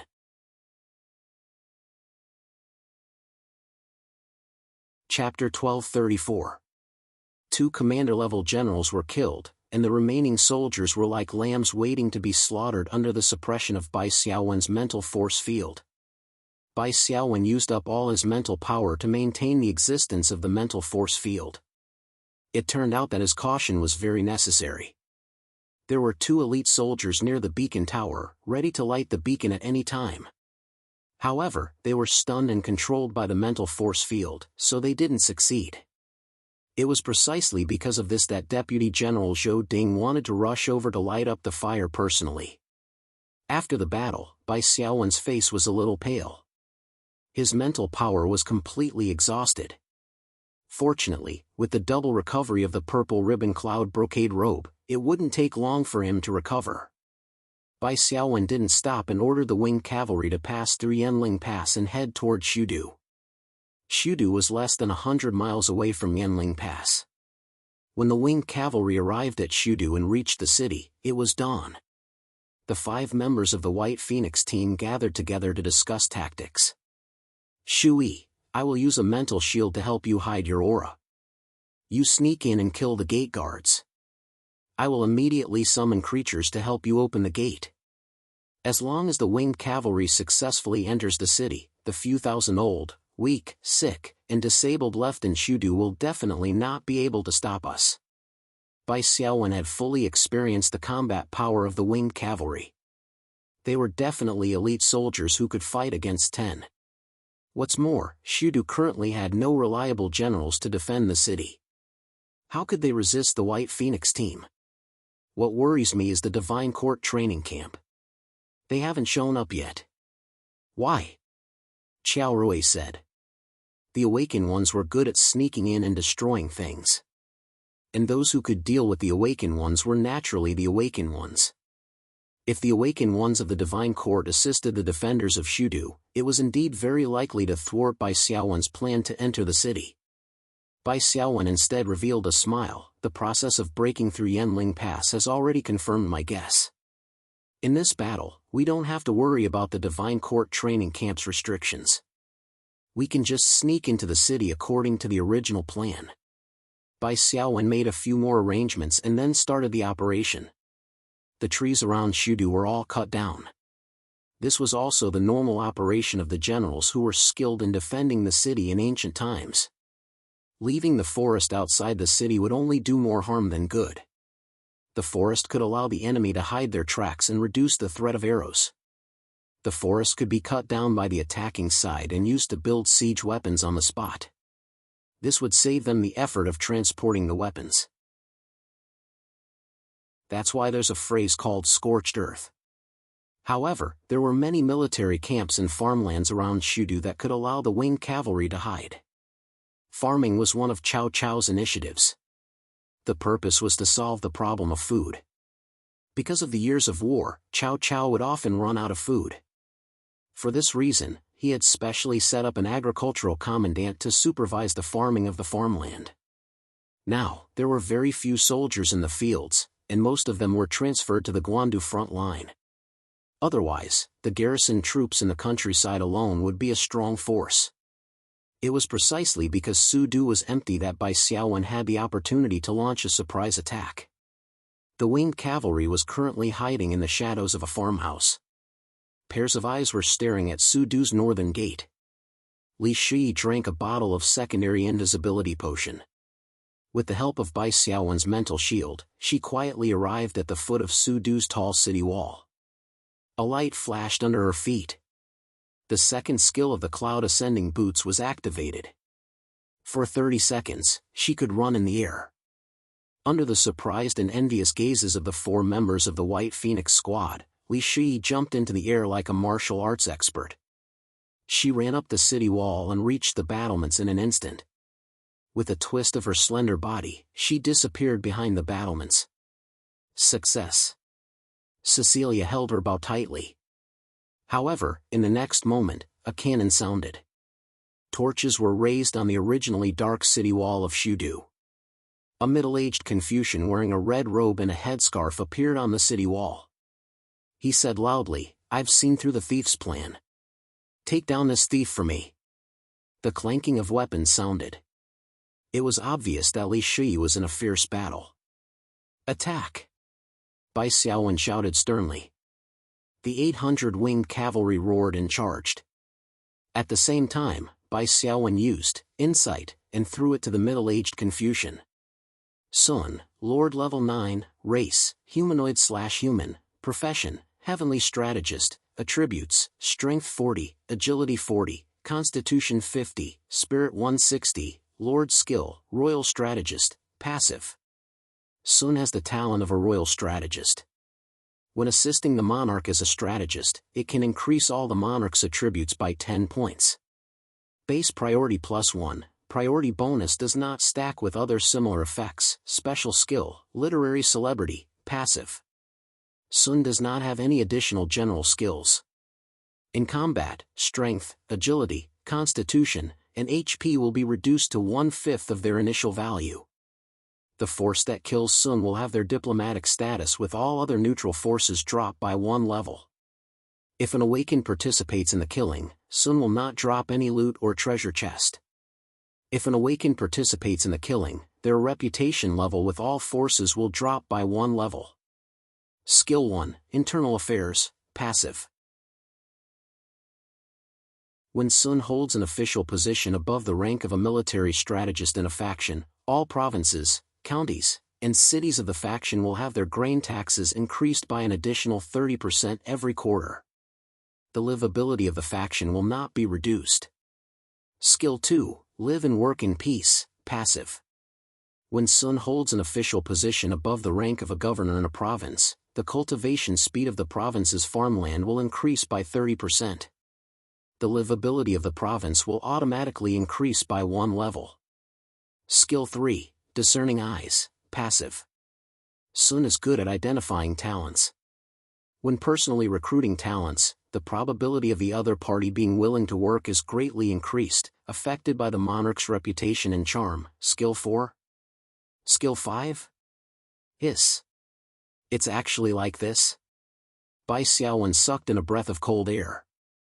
He forcibly resisted the urge to throw a spell talisman at Sun and shared the information that Sun had already detected with the team. His teammates cursed in unison. It was the first time they had seen a lord that did not drop a treasure chest after killing one. It was the first time they had seen a lord that did not increase their reputation but instead decreased it. Fortunately, Sun did not know that he had such a special passive skill that Awaken were afraid of. He also did not know that the general attacking the city in front of him was an Awakened. When he saw the bandits attacking the city, he quickly hid behind the soldiers. Bai Xiaowen was slightly relieved. If Sun Lingjun did not have eyes, he could just kill him. Bai Xiaowen could still hold on even if his reputation dropped by 1 level. Cecilia pointed her longbow, and the winged cavalry immediately rained down arrows. On the city wall, Li Shi hurriedly jumped down from the battlements after receiving a gap in support. Agility-type Awaken were most afraid of being surrounded by an army in a narrow open space. How could they dodge when 7 or 8 swords were slashing at them at the same time? "I'll break the door."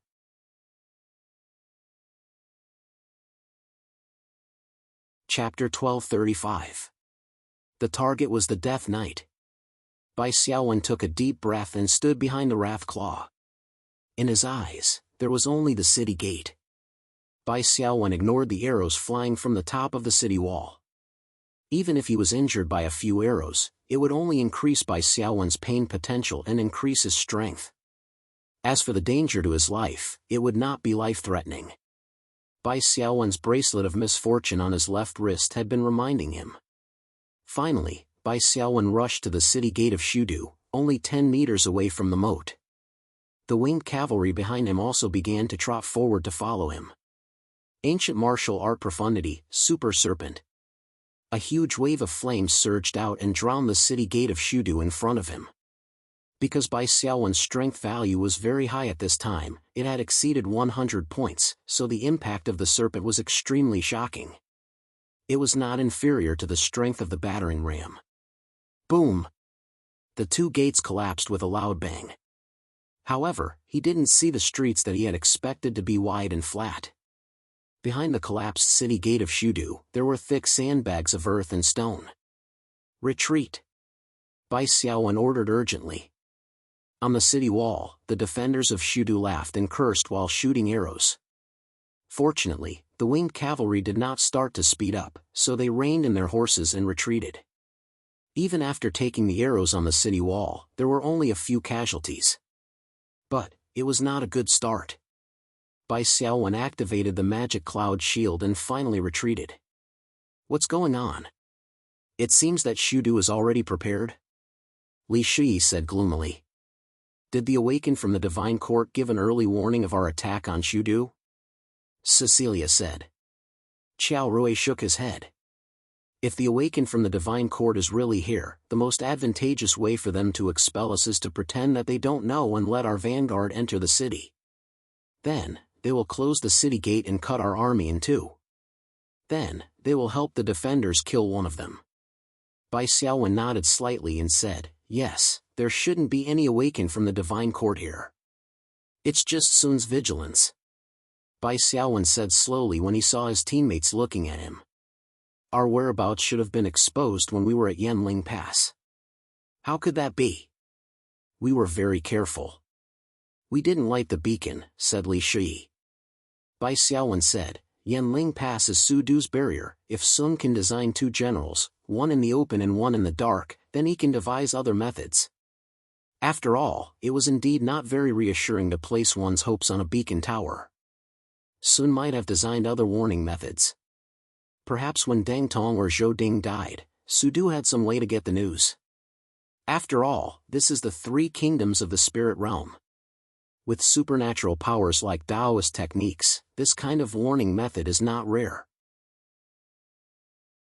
And after hearing the news of the death of the Yanling Pass's general, Sun immediately gave the order to prepare for war. He used the prepared sandbags of earth and rocks to seal the city gates. In terms of time, this also matches up. Qiao Rui said, there's no point in discussing why we were exposed. The important thing is how to deal with it. Bai Xiaowen took a deep breath and said, there's no other way. If the cavalry attacks the city, the advantage will be lost. It's the worst plan. Since Sudu is on guard and can't directly attack, we can only change our strategy. Wait for Jiao Tan and Zhang Nan to lead the 20,000 Yuzhou soldiers over, Li Shi said knowingly. Bai Xiaowen nodded. That's the insurance we prepared. It's time to use it. After a pause, Bai Xiaowen continued. We arrived at Sudu ahead of time. Although we can't break into the city, it's not meaningless. I'll say two things now. These are what we should do next before the Yuzhou army arrives. First, destroy the garrison stations in the 4 suburbs of Sudu and kill the garrison soldiers. Second, seal the 4 gates of Sudu and strictly cut off all news. Third, attack day and night. Don't let Sudu's garrison rest in peace. Bai Xiaowen's mentality changed very quickly. Originally, the winged cavalry's sneak attack on Sudu was the main force. Now that the enemy was on guard and the plan had been thwarted, there was no point in being depressed. They should immediately change their minds and use the winged cavalry as the vanguard. They should do what the vanguard could and should do to prepare for the attack when the 20,000 Yuzhou soldiers arrive. Qiao Rui reminded, we tried our best to block the news, but the news of Sudu being invaded will still spread. Inchuan and even the entire Yuzhou army will come to save us.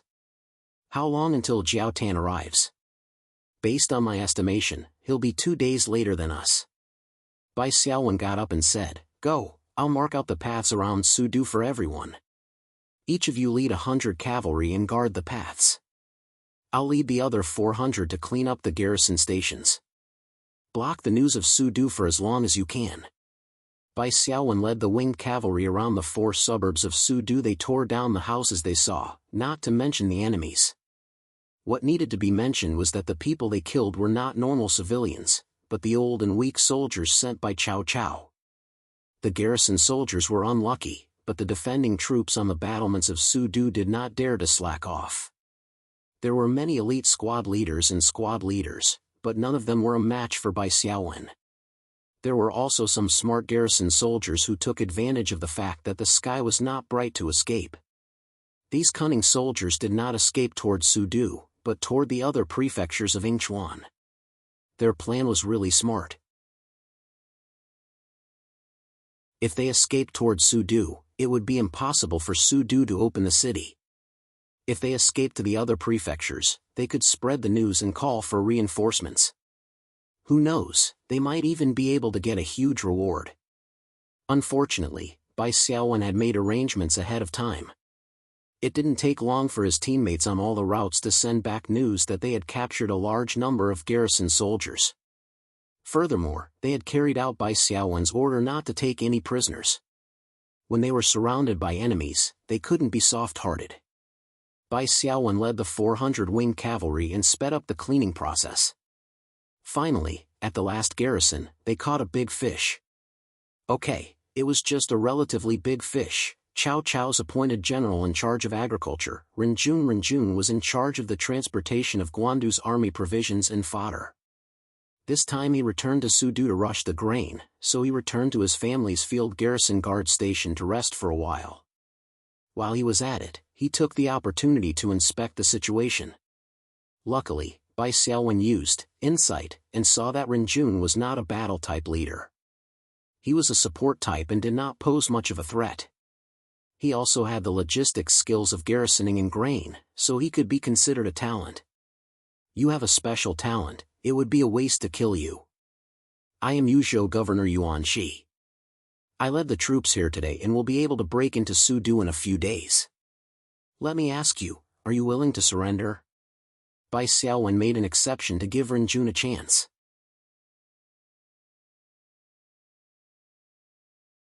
Chapter 1236.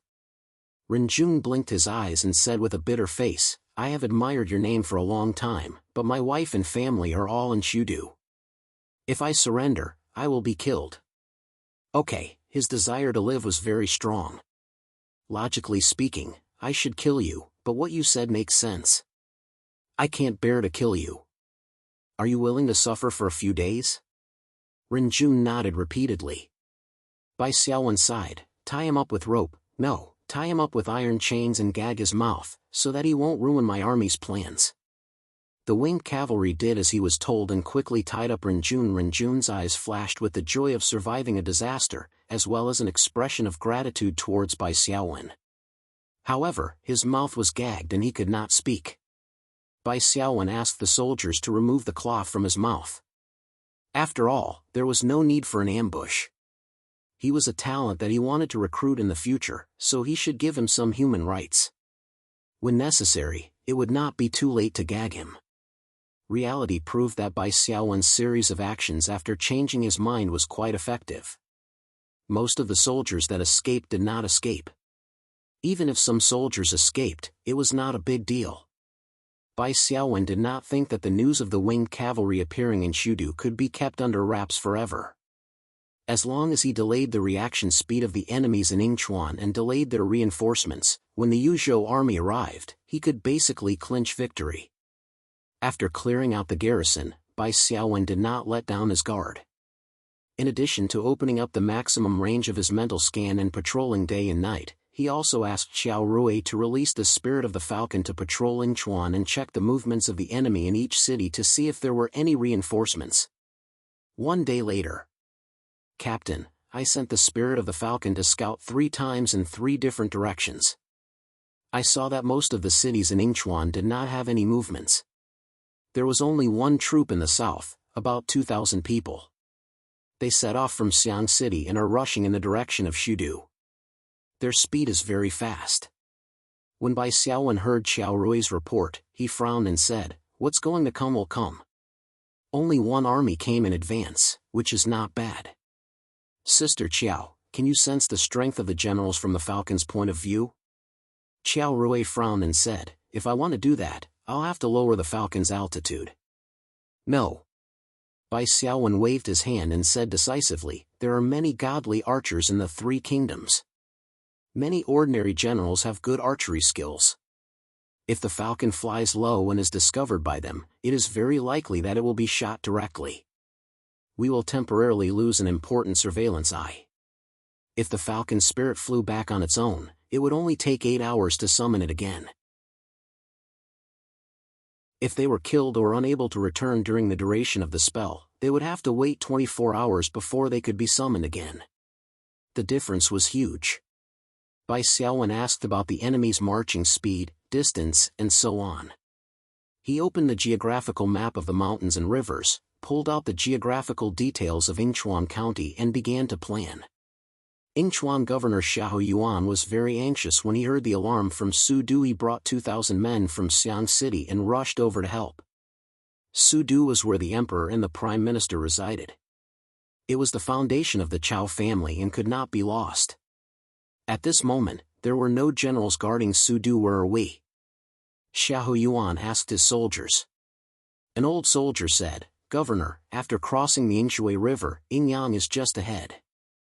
Xiahou Yuan nodded slightly and felt slightly relieved. Yingyang was only a few dozen miles away from Su Du. With his speed, he would be able to reach it in an hour. According to the report from the soldiers, the enemy that invaded Yingchuan County was only a few hundred cavalrymen. They were probably bandits. Thinking about it, it made sense. Yingchuan County's defenses were so tight that it was reasonable for bandits to appear occasionally. However, if a large number of enemy troops came, they would have alerted the generals guarding the other cities. They would not be able to sneak up on their doorstep without anyone knowing. This was also the reason why Xiahou Yuan did not immediately order the other cities to gather their men to save Su Du the way he saw it. With his strength, wouldn't a few hundred horse bandits and 100 crossbowmen under him be a piece of cake? Furthermore, he had 2,000 infantry to help him. Although the 2,000 infantry were mostly rookies and had not been baptized by the battlefield, it was enough to strengthen their morale. After crossing the Ying River, Xiahou Yuan ordered the troops to speed up and head straight for Su Du. When they arrived at a valley filled with trees, Xiahou Yuan felt a little nervous. From his point of view, the terrain of this valley was a little too dangerous. It was the best place to set up an ambush. If the enemy ambushes on both sides of the valley, Xiahou Yuan shook his head and laughed to himself. They were just horse bandits, how could they have such a plan?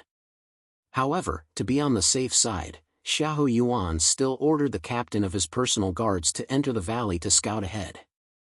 The captain rode his horse into the valley and exited not long later. General, there is not a single person in the valley. Xiahou Yuan relaxed and laughed at himself for being too suspicious. He hurriedly urged the soldiers to speed up into the valley. The further they went, the steeper the terrain got.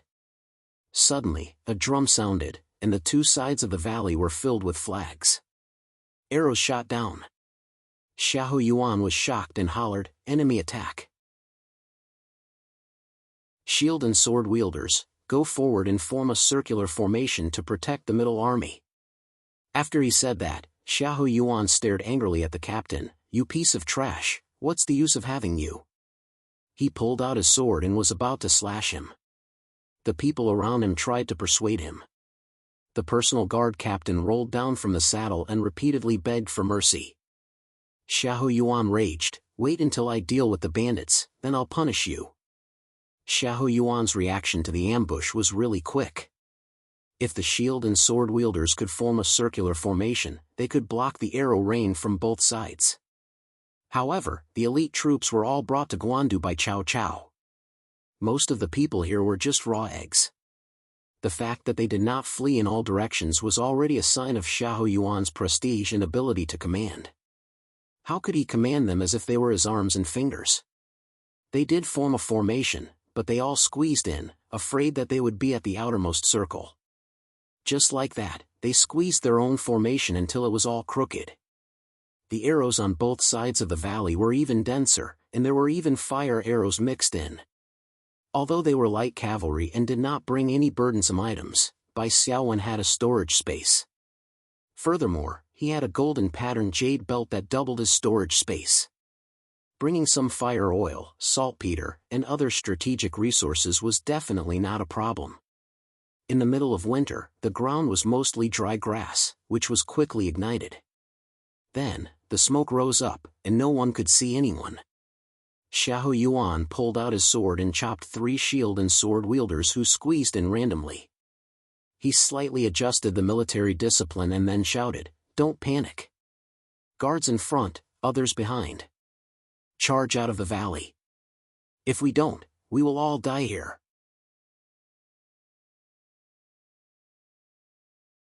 Chapter 1237. When the first batch of explorers rushed out of the valley, they suddenly stopped. The front and back squashed together, and curses were heard. Xiahou Yuan was furious. "Why did you stop? Do you want to die faster?" As he spoke, he urged his horse forward. However, when they reached the exit of the valley, Xiahou Yuan's voice suddenly stopped.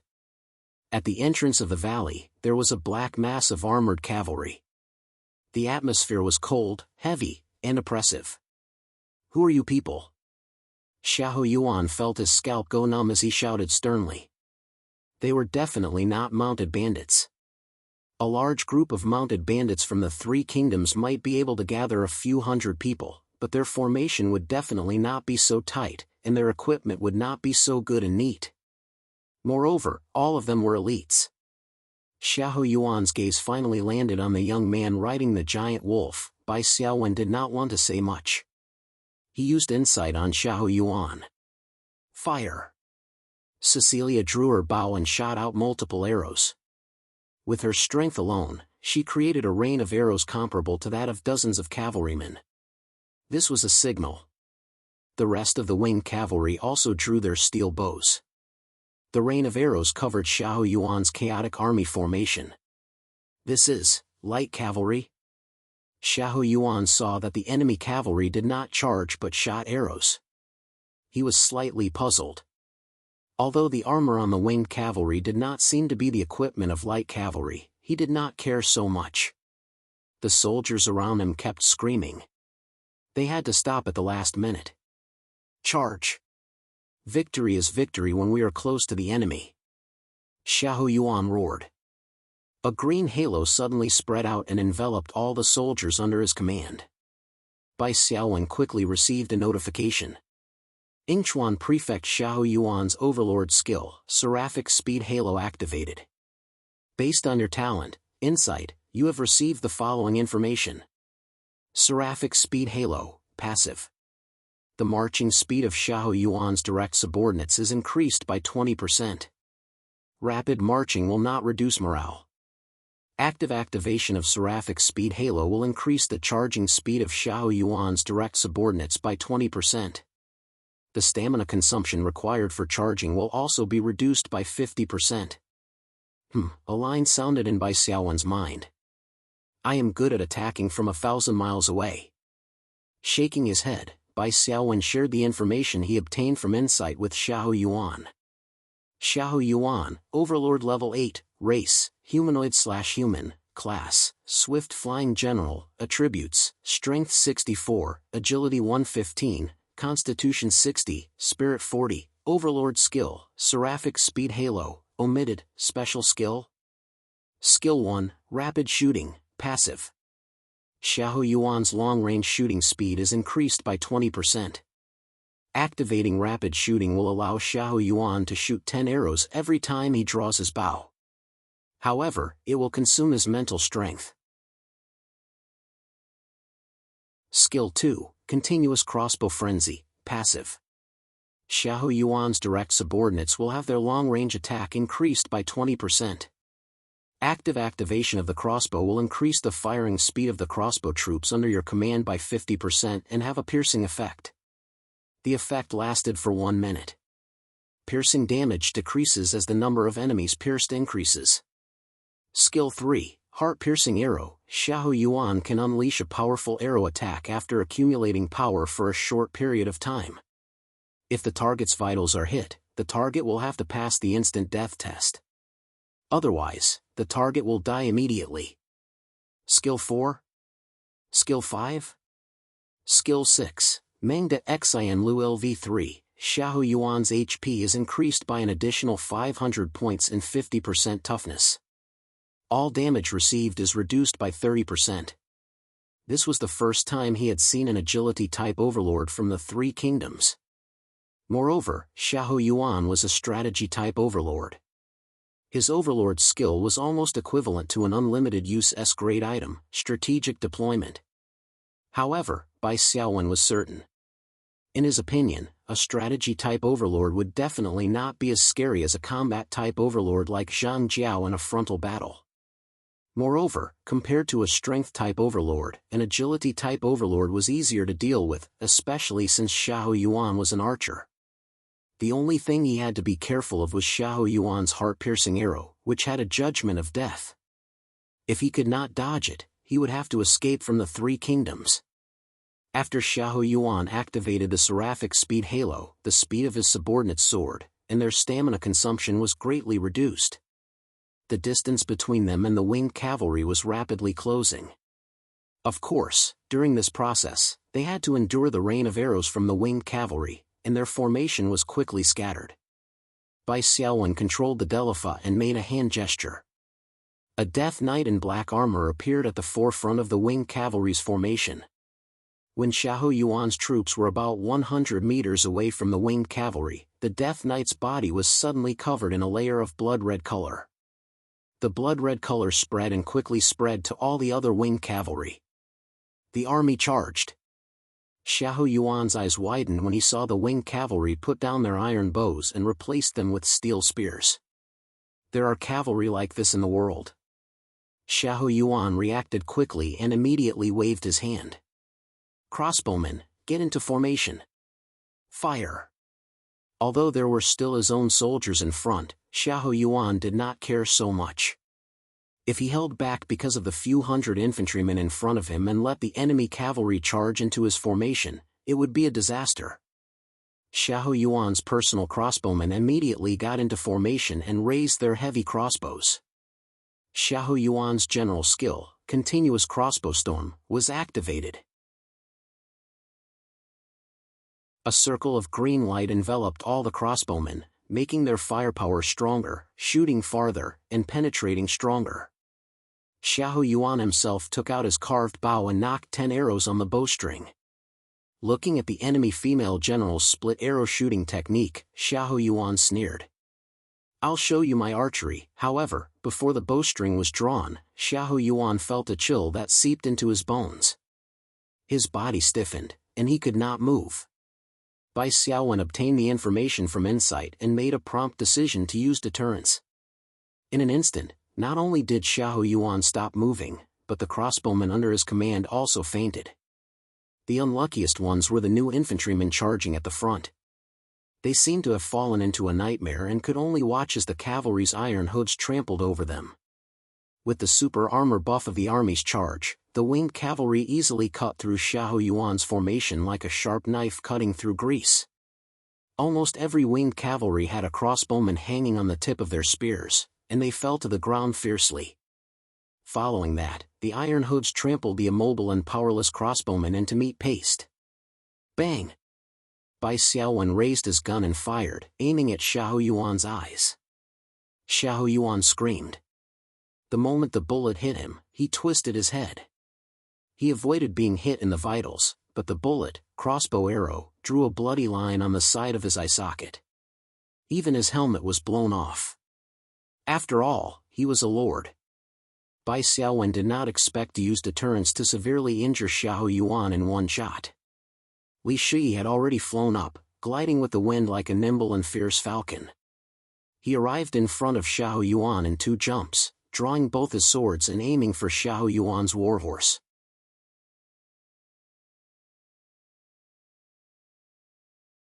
Chapter 1238. At the same time, Qiao Rui's soul rhythm sounded faintly.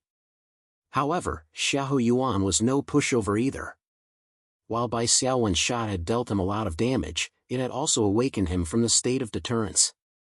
He immediately roared and slashed down with the back of his bow. Combat skill, longbow strike. In addition to the effect of repelling the enemy, it also had the effect of deterrence. This strike seemed to have an invisible surge of energy. Li Shi's mind was shaken for a moment, and his movements slowed down. When he came back to his senses, he was sent flying by the back of the bow and took a few steps back. Xiahou Yuan drew his bow and knocked 3 arrows. This time, he aimed at Li Shi. Die, female thief! With a whoosh, the 3 arrows spiraled out like dragons and went straight for Li Shi's heart. Combat skill, heart-piercing arrow. Li Shi relied on his rapid movement speed to dodge to the side. However, the 3 coiled arrows seemed to be equipped with navigation systems. They moved horizontally in a trajectory that defied the laws of physics and were still aimed at Li Shi. Li Shi was not confident that he could block such a fast arrow. He immediately used his awakening skill, Invincible Slash. The first slash went straight for Xiahou Yuan and was extremely fierce. Bai Xiaowen took a deep breath. Looking at his rapidly decreasing spiritual power, he abruptly stopped the deterrence spiritual field. He controlled the Wrath Claw to leap forward and shoot an oversized serpent claw in the air. As early as a day ago, Bai Xiaowen had already used the oversized serpent claw in front of the winged cavalry when they tried to break through the city gate of Shudu. In the past few days, after the battle of Liaodong and Zhangjiao, the news that Bai Xiaowen had Taoist techniques had gradually spread among the soldiers and civilians of Yuzhou. The second young master had received the teachings of a celestial being by chance and was proficient in strange techniques. If this was the normal history of the 3 kingdoms, even the romance of the 3 kingdoms, it would not be easy to accept the setting of such strange techniques. It would usually be dismissed as witchcraft and evil. However, the 3 kingdoms of the spirit realm were different. There were some strategists who knew strange techniques. In other words, supernatural powers were more common. Moreover, under the operation of the spirit realm's rules, they would try their best to ensure that the awakened ones would not be suspected by the natives because of their combat methods. Therefore, there was a series of tacit acknowledgments, allowing the awakened's methods to be as close as possible to those of the Aborigines. For example, handguns could be transformed into crossbows, magic spells could be transformed into Taoist spells, and so on. The crossbowmen, who had just recovered from the mental force field, were instantly annihilated as a gigantic serpent spear blasted out. There were 2 reasons for such a magnificent victory. On the one hand, the crossbowmen had just been ambushed, and their HP was low after they forced their way out of the valley. On the other hand, Bai Xiaowen had cast symbiosis and borrowed Delafa's spirit. The morale of Xiahou Yuan's troops had completely collapsed. The remaining crippled recruits all turned around and fled back to the valley they had come from. Bastard, idiot, Xiahou Yuan caught a glimpse of this scene from the corner of his eye, and he was furious. However, he no longer had the time to order his troops to reorganize. Li Shi's invincible slash slashed his body 8 times in a row. Even with the protection of his armor, blood still gushed out. What made Xiahou Yuan feel particularly upset was that the faint whimpering of the flute, as if weeping and complaining, lingered in his ears, disrupting his mind. He noticed that his strength and speed were weakening. These bandits are fierce. They must have been sent by Mengda's great enemy. Xiahou Yuan suddenly roared, and a wave of air rapidly spread out. Li Shi, who was close by, was shocked by the wave of air and flipped backward. This roaring skill called courage didn't cause much damage to the enemy. However, it had an extremely troublesome slowing effect, and its priority was quite high. Li Shi couldn't get rid of it even after eating a ripe green lotus seed. Moreover, courage also had the effect of removing negative effects. It could be said to be both offensive and defensive. The layers of soul rhythm on Xiahou Yuan's body were instantly cleared. It's useless. The outcome has been decided. With a thought, Bai Xiaowen summoned his creatures. The skeleton warrior, Kits, and the butcher, the 3 melee creatures, surrounded Xiahou Yuan from the left, the right, and the back. Bai Xiaowen himself jumped down from the Wrath Claw. The Wolf King shook its mane and pounced over with a howl, facing Xiahou Yuan head-on. Even a Lord Tier shooter would not be able to do anything if they were surrounded. However, Xiahou Yuan did give Bai Xiaowen a surprise that was neither too big nor too small. After shouting courage, Xiahou Yuan put away the carved bow and pulled out a horse-slaying saber. The saber flashed, and its momentum was endless. For a moment, it was able to protect itself, and even had time to counterattack. In a moment of carelessness, the skeleton warrior was hit by the saber. Its bone powder fell, and it retreated a few steps. Bai Xiaowen received a notification frowny-facing Chuan Prefect Xiahou Yuan's special skill, Double Strike activated. Xiahou Yuan has entered melee mode. Xiahou Yuan has lost skills, Rapid Shooting, Heart-Piercing Arrow. Xiahou Yuan has gained skills, Six-Fold Saber Technique. Xiahou Yuan actually had a melee mode. This was something Bai Xiaowen didn't expect. However, when he thought about it, it made sense. Many of the generals of the three kingdoms were skilled in archery and horse riding. Not only were they good at archery, but they were also not weaker than others in melee combat. The best example was Old Master Huang Zhong. Xiahou Yuan was obviously the same. Not only were his archery skills amazing, but he also had good saber techniques when the enemy charged at him. The six-fold saber technique was like dancing snowflakes, continuous and endless. Before the power of the saber was exhausted, new power would be generated. It had the style of a skill-based boss in the sword song dimension. This was also a common characteristic of many agility-based bosses. They were all good at blocking, dodging, deflecting, and other techniques to reduce the damage they received. The power of the saber technique at the beginning might not be as strong as those strong and fierce strength-based bosses, but as long as one could withstand the first few moves of the opponent, the longer the fight, the stronger it would become. However, most of the powerful bosses in the Three Kingdoms dimension fought on horseback. Two generals would charge at each other, fight for a round, and stagger their horses. Then, they would turn their horses around and fight for a second round. When fighting on horseback, strength-based bosses naturally had a great advantage. Therefore, even a balanced boss like Xiao Yun's strength was definitely not low. A boss like Xiahou Yuan, whose agility was almost twice as high as his strength, was really an anomaly. However, considering that Xiahou Yuan had exquisite archery skills, he probably relied on archery skills to make a living. He rarely fought one-on-one with the enemy. This six-direction saber technique was probably used to deal with the miscellaneous soldiers in a chaotic battle. Bai Xiaowen didn't let the winged cavalry attack Xiahou Yuan. Strictly speaking, Xiahou Yuan's ability to fight head-on was not particularly strong. Among the famous bosses in the Three Kingdoms dimension, he was one of the weaker ones. His value was more in terms of strategy. His long-distance attack didn't affect morale, and his stamina consumption was extremely low. His strategic value was immeasurable. Therefore, there was no need to let the winged cavalry participate in the battle and lower his evaluation. The White Phoenix battle team was enough to deal with him. Li Shi filled in the gap of the skeleton warriors and surrounded Xiahou Yuan to fight. The 10 skeletal archers took the opportunity to shoot and slowly whittled away Xiahou Yuan's HP.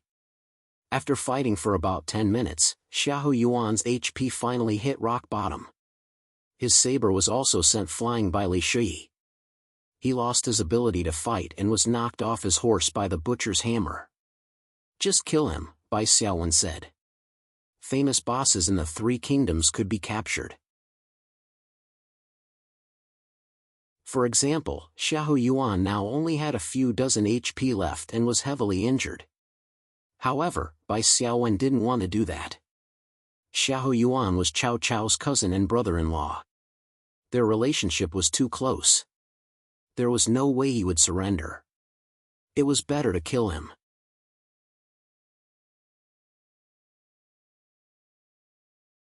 Chapter 1239. Xiahou Yuan knelt on one knee and panted. He gritted his teeth and said, "If you want to kill me, then kill me. Mengda will avenge me." I didn't say much. Bai Xiaowen's face was full of question marks. JPG Li Shi chopped off Xiahou Yuan's head and picked up the treasure chest. Another dark gold treasure chest. How delightful. Li Shi was jubilant. However, Xiahou Yuan's combat rating was only B rank. In terms of head-on combat, his strength was still lacking. The White Phoenix team had an easier time.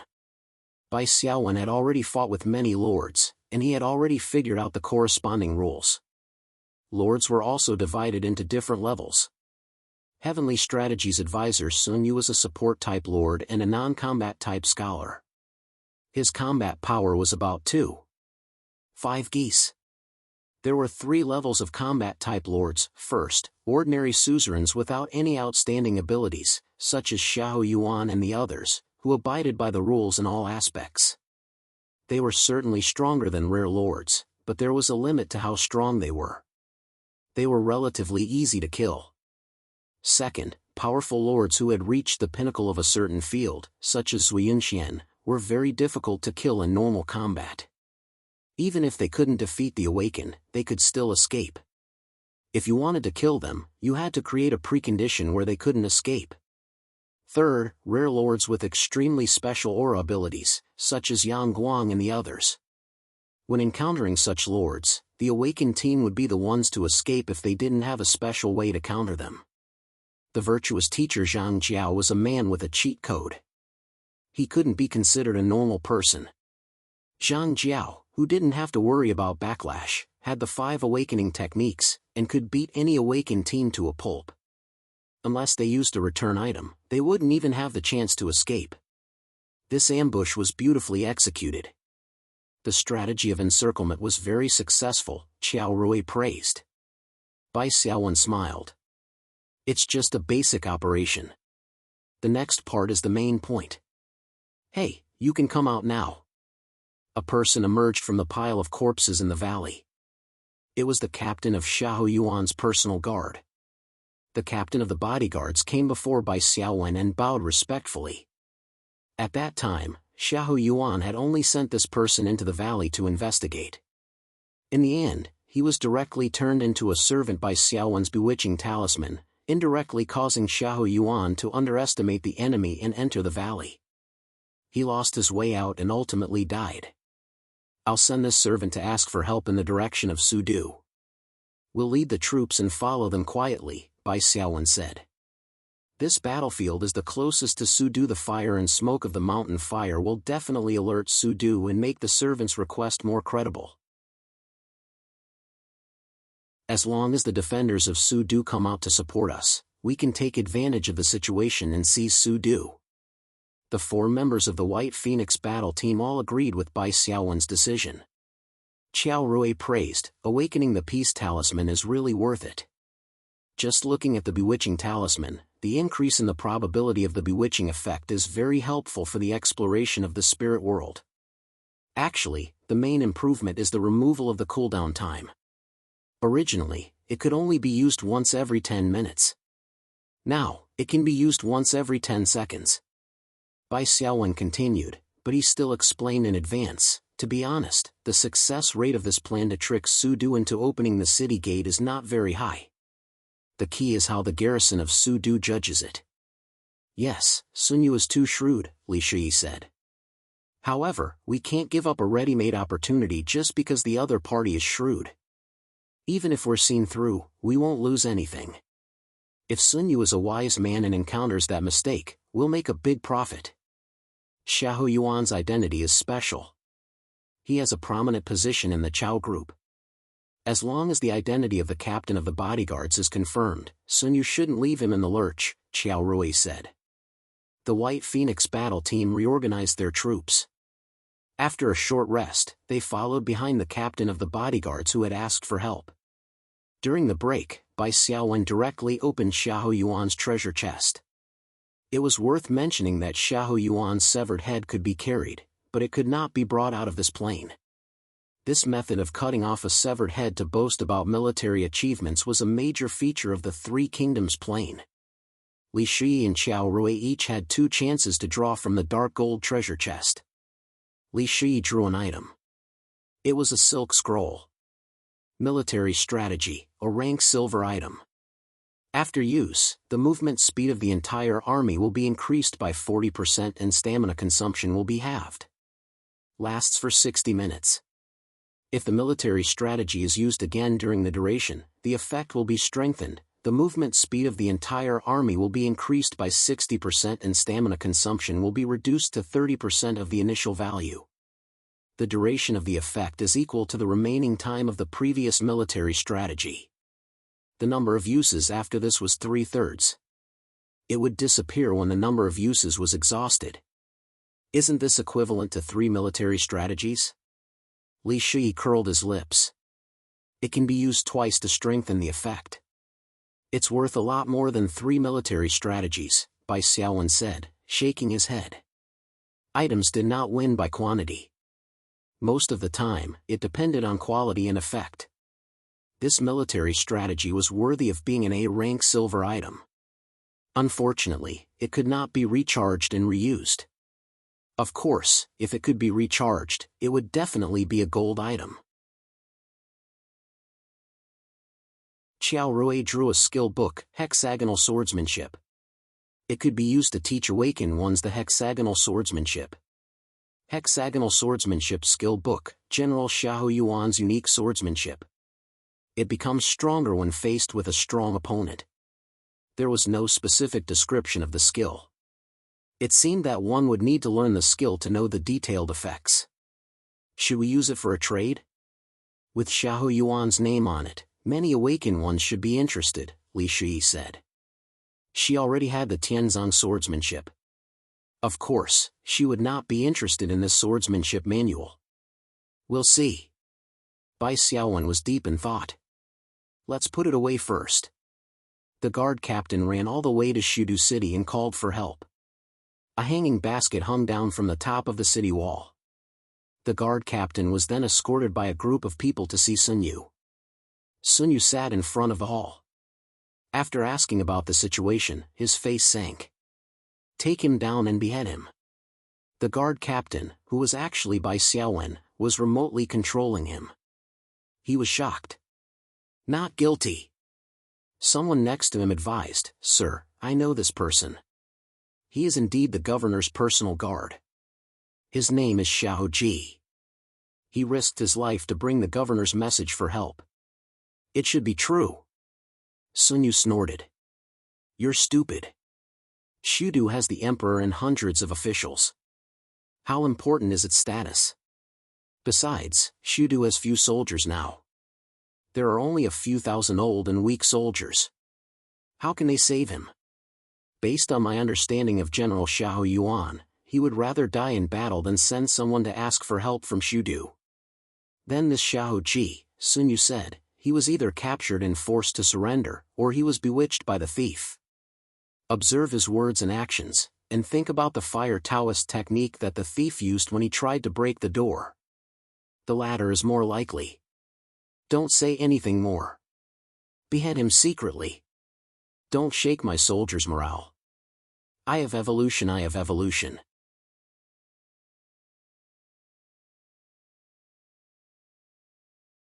Chapter 1240. After beheading Xiao Ji, Sun Yu sighed and felt a little tired. He climbed up the city tower and looked to the south. Dark clouds are gathering in the south, and killing intent is filling the sky. I'm afraid General Xiahou Yuan. Sun Yu shook his head and did not finish his sentence. This dog is too smart. Bai Xiaowen sighed and exited the remote control state. No wonder Cao Cao entrusted the responsibility of the rear to Sun Yu every time he went to war. He was really reliable. Shudu was empty, but with thousands of old and weak soldiers, Bai Xiaowen could not do anything. In fact, this was also related to the city defense system of ancient Huaxia. In ancient Huaxia cities, in addition to a moat, there were high and thick walls, and a series of city defense facilities, such as towers, arrow towers, turrets, barbicans, and so on, which were extremely advantageous to the defending side. Coupled with a leader who was good at defending, it was really impregnable. The attacking side, other than surrounding the city and waiting for the food in the city to run out, could only use their lives to fill the gap. The surprise attack on Shudu has been thwarted. We have underestimated the famous people of the Three Kingdoms, Bai Xiaowen concluded seriously. The indigenous people are not easy to bully. Many famous people of the three kingdoms are better than the awakened ones in terms of wisdom and strategy. The awakened ones' only advantage is that they have a wide vision and rich knowledge. Fortunately, we made 2 preparations before we set off. Bai Xiaowen looked to the northwest and sighed. Now, we can only wait for the Yuzhou army to arrive and attack Shudu. Bai Xiaowen took out the geographical map of the mountains and rivers and checked the location of Jiaohe. The 20,000 Yuzhou army moved smoothly. After passing through Mengjin, they began a rapid march and accelerated south. Now, they had reached Xinjiang. Xinjiang was in the north of Yingchuan County. After passing Xinjiang, they would soon reach Yanling Pass by following the Weisancheng River to the east. This was definitely good news. Another good news was that the White Phoenix team surrounded the enemy and killed Xiahou Yuan in an ambush. Xiahou Yuan was the governor of Yingchuan and was in charge of the defense of Yingchuan and Yu province. With his death, the guards of the various cities in Yingchuan would be leaderless and their speed of gathering would be much slower. Correspondingly, Chenlu, Qiao Prefecture, and the surrounding prefectures and counties would receive the news and rush over to help even later. Bai Xiaowen estimated that the local garrison of Yingchuan would only realize the danger of Shudu after 1 or 2 days. The other counties would take even longer to gather their troops. This way, the Yuzhou army would arrive much faster. Bai Xiaowen ordered Cecilia to lead the winged cavalry and split them into 2 groups, maintaining the tactic of harassing the Shudu defenders. He himself borrowed Cecilia's white jade Jing horse plate and rode it to Xinjiang to meet up with the Yuzhou army first. Without the geographical map, this meeting would not have been ideal, because the Yuzhou army was also constantly marching. If Bai Xiaowen went alone, he might have taken a different route from the rest of the army. However, with the geographical map's positioning function, Bai Xiaowen could constantly adjust his route. After crossing the Yi River, Bai Xiaowen finally met up with the Yuzhou army in the middle section of the wilderness between Xinjiang and Yanling Pass. At this time, the Yuzhou army had been rushing for 6 hours. Their stamina was almost exhausted, and their morale was low. Although Bai Xiaowen's appearance had slightly raised their morale, the exhaustion of their stamina could not be made up for by their willpower alone. "Young master, the army needs to rest for at least 4 hours to recover their stamina before they can continue marching," Jiaohua said with difficulty. 4 hours was the time Jiaohua had tried his best to compress the time. After all, spirit realm soldiers were not like awakened ones. Although their physiques were stronger than ordinary people, they still needed to eat and drink on time. Otherwise, the provisions of the 3 kingdoms would not be so important. Bai Xiaowen shook his head and said, "No. At most, we can rest for an hour." "An hour? That's only enough to cook," Jiaohua said in surprise. Bai Xiaowen shook his head and said, "A lone army penetrating deep into enemy territory is of paramount importance. You came all the way from Mengjin and passed through Chao's territory. I'm sure the Chao army has already heard of your movements along the way. If you delay any longer, you'll be surrounded by the reinforcements from the 4 realms. At that time, it will be too late to regret. Everything is as young master said. However, I'm worried that the soldiers are already spent after rushing to Shudu. They won't have the strength to fight." Bai Xiaowen shook his head and said, "You don't have to worry about this." Jiaohua and Zhang Nan could only do as they were told. As soon as the order to rest and reorganize for an hour and not sleep was given, the Yuzhou soldiers immediately began to complain. However, complaints were complaints, and the soldiers could only seize the time. They gnawed on dry rations, drank water, and sat on the ground to seize the precious hour of rest. After an hour, the central army gave the order to set out. The Yuzhou soldiers walked with their sore legs, and there was no need to mention the resentment in their hearts. However, a blue radiance spread out from the central army. Every soldier in the path felt their bodies become much lighter, as if there was an invisible force pushing them forward, making them walk faster. Jiaohua and Zhang Nan's personal guards shouted in unison, "Young Master's divine technique, heaven bless our army! Young Master's divine technique, heaven bless our army!" The Yuzhou soldiers suddenly realized that this was second young Master Yuan Shi's mystical technique. Although there was no thunderous cheering, the Yuzhou soldiers' morale had increased by a large margin. Bai Xiaowen gave the order to attack Shudu. The first girl to reach the top of the city wall would be rewarded with 3 ranks of gold. After using the change of strategy and the promise of a reward, the low morale of the Yuzhou soldiers was finally raised. The army advanced toward Shudu with a 40% increase in speed. The remaining journey, which was originally estimated to take 4 hours, only took a little more than 2 hours. The 20,000 soldiers and the 800 winged cavalry met, greatly increasing their morale. Bai Xiaowen saw that the morale was good, so he immediately gave the order to beat the drums and launch a strong attack on Shudu. This time, with the support of the army, the role of the awakened soldiers was fully reflected. Li Shi flew into the air with his cloud-riding shoes, then swooped down and killed his way to the top of the city wall.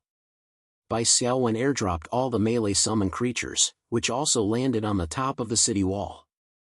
Then, Li Shi acted as the arrowhead, while the summon creatures guarded the 2 wings, killing the enemy's archers and removing the firepower. The 20,000 soldiers carried the ladder and attacked the city like ants. The defenders of Shudu had been harassed for days, so they didn't even have a good night's sleep. Of course, their combat strength was not at its peak. What's more, they were originally old and weak soldiers. They couldn't be called elites at all.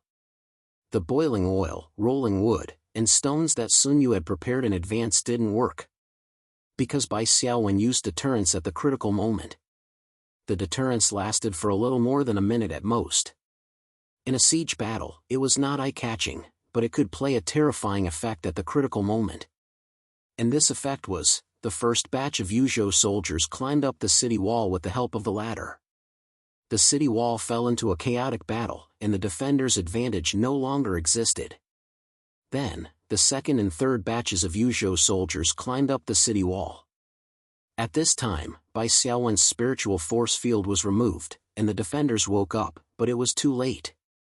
Sun Yu drew his sword and shouted, "Kill the thieves! Your Highness, let's go!" They forcibly carried Sun Yu and retreated into the city. The northern city wall of Shudu was declared lost. Jiao Tan and Zhang Nan led the first batch of Yuzhou soldiers into the city and began to fight with the old and weak defenders in the city. The battle line was advancing rapidly. Soon, the sandbags blocking the gate were removed.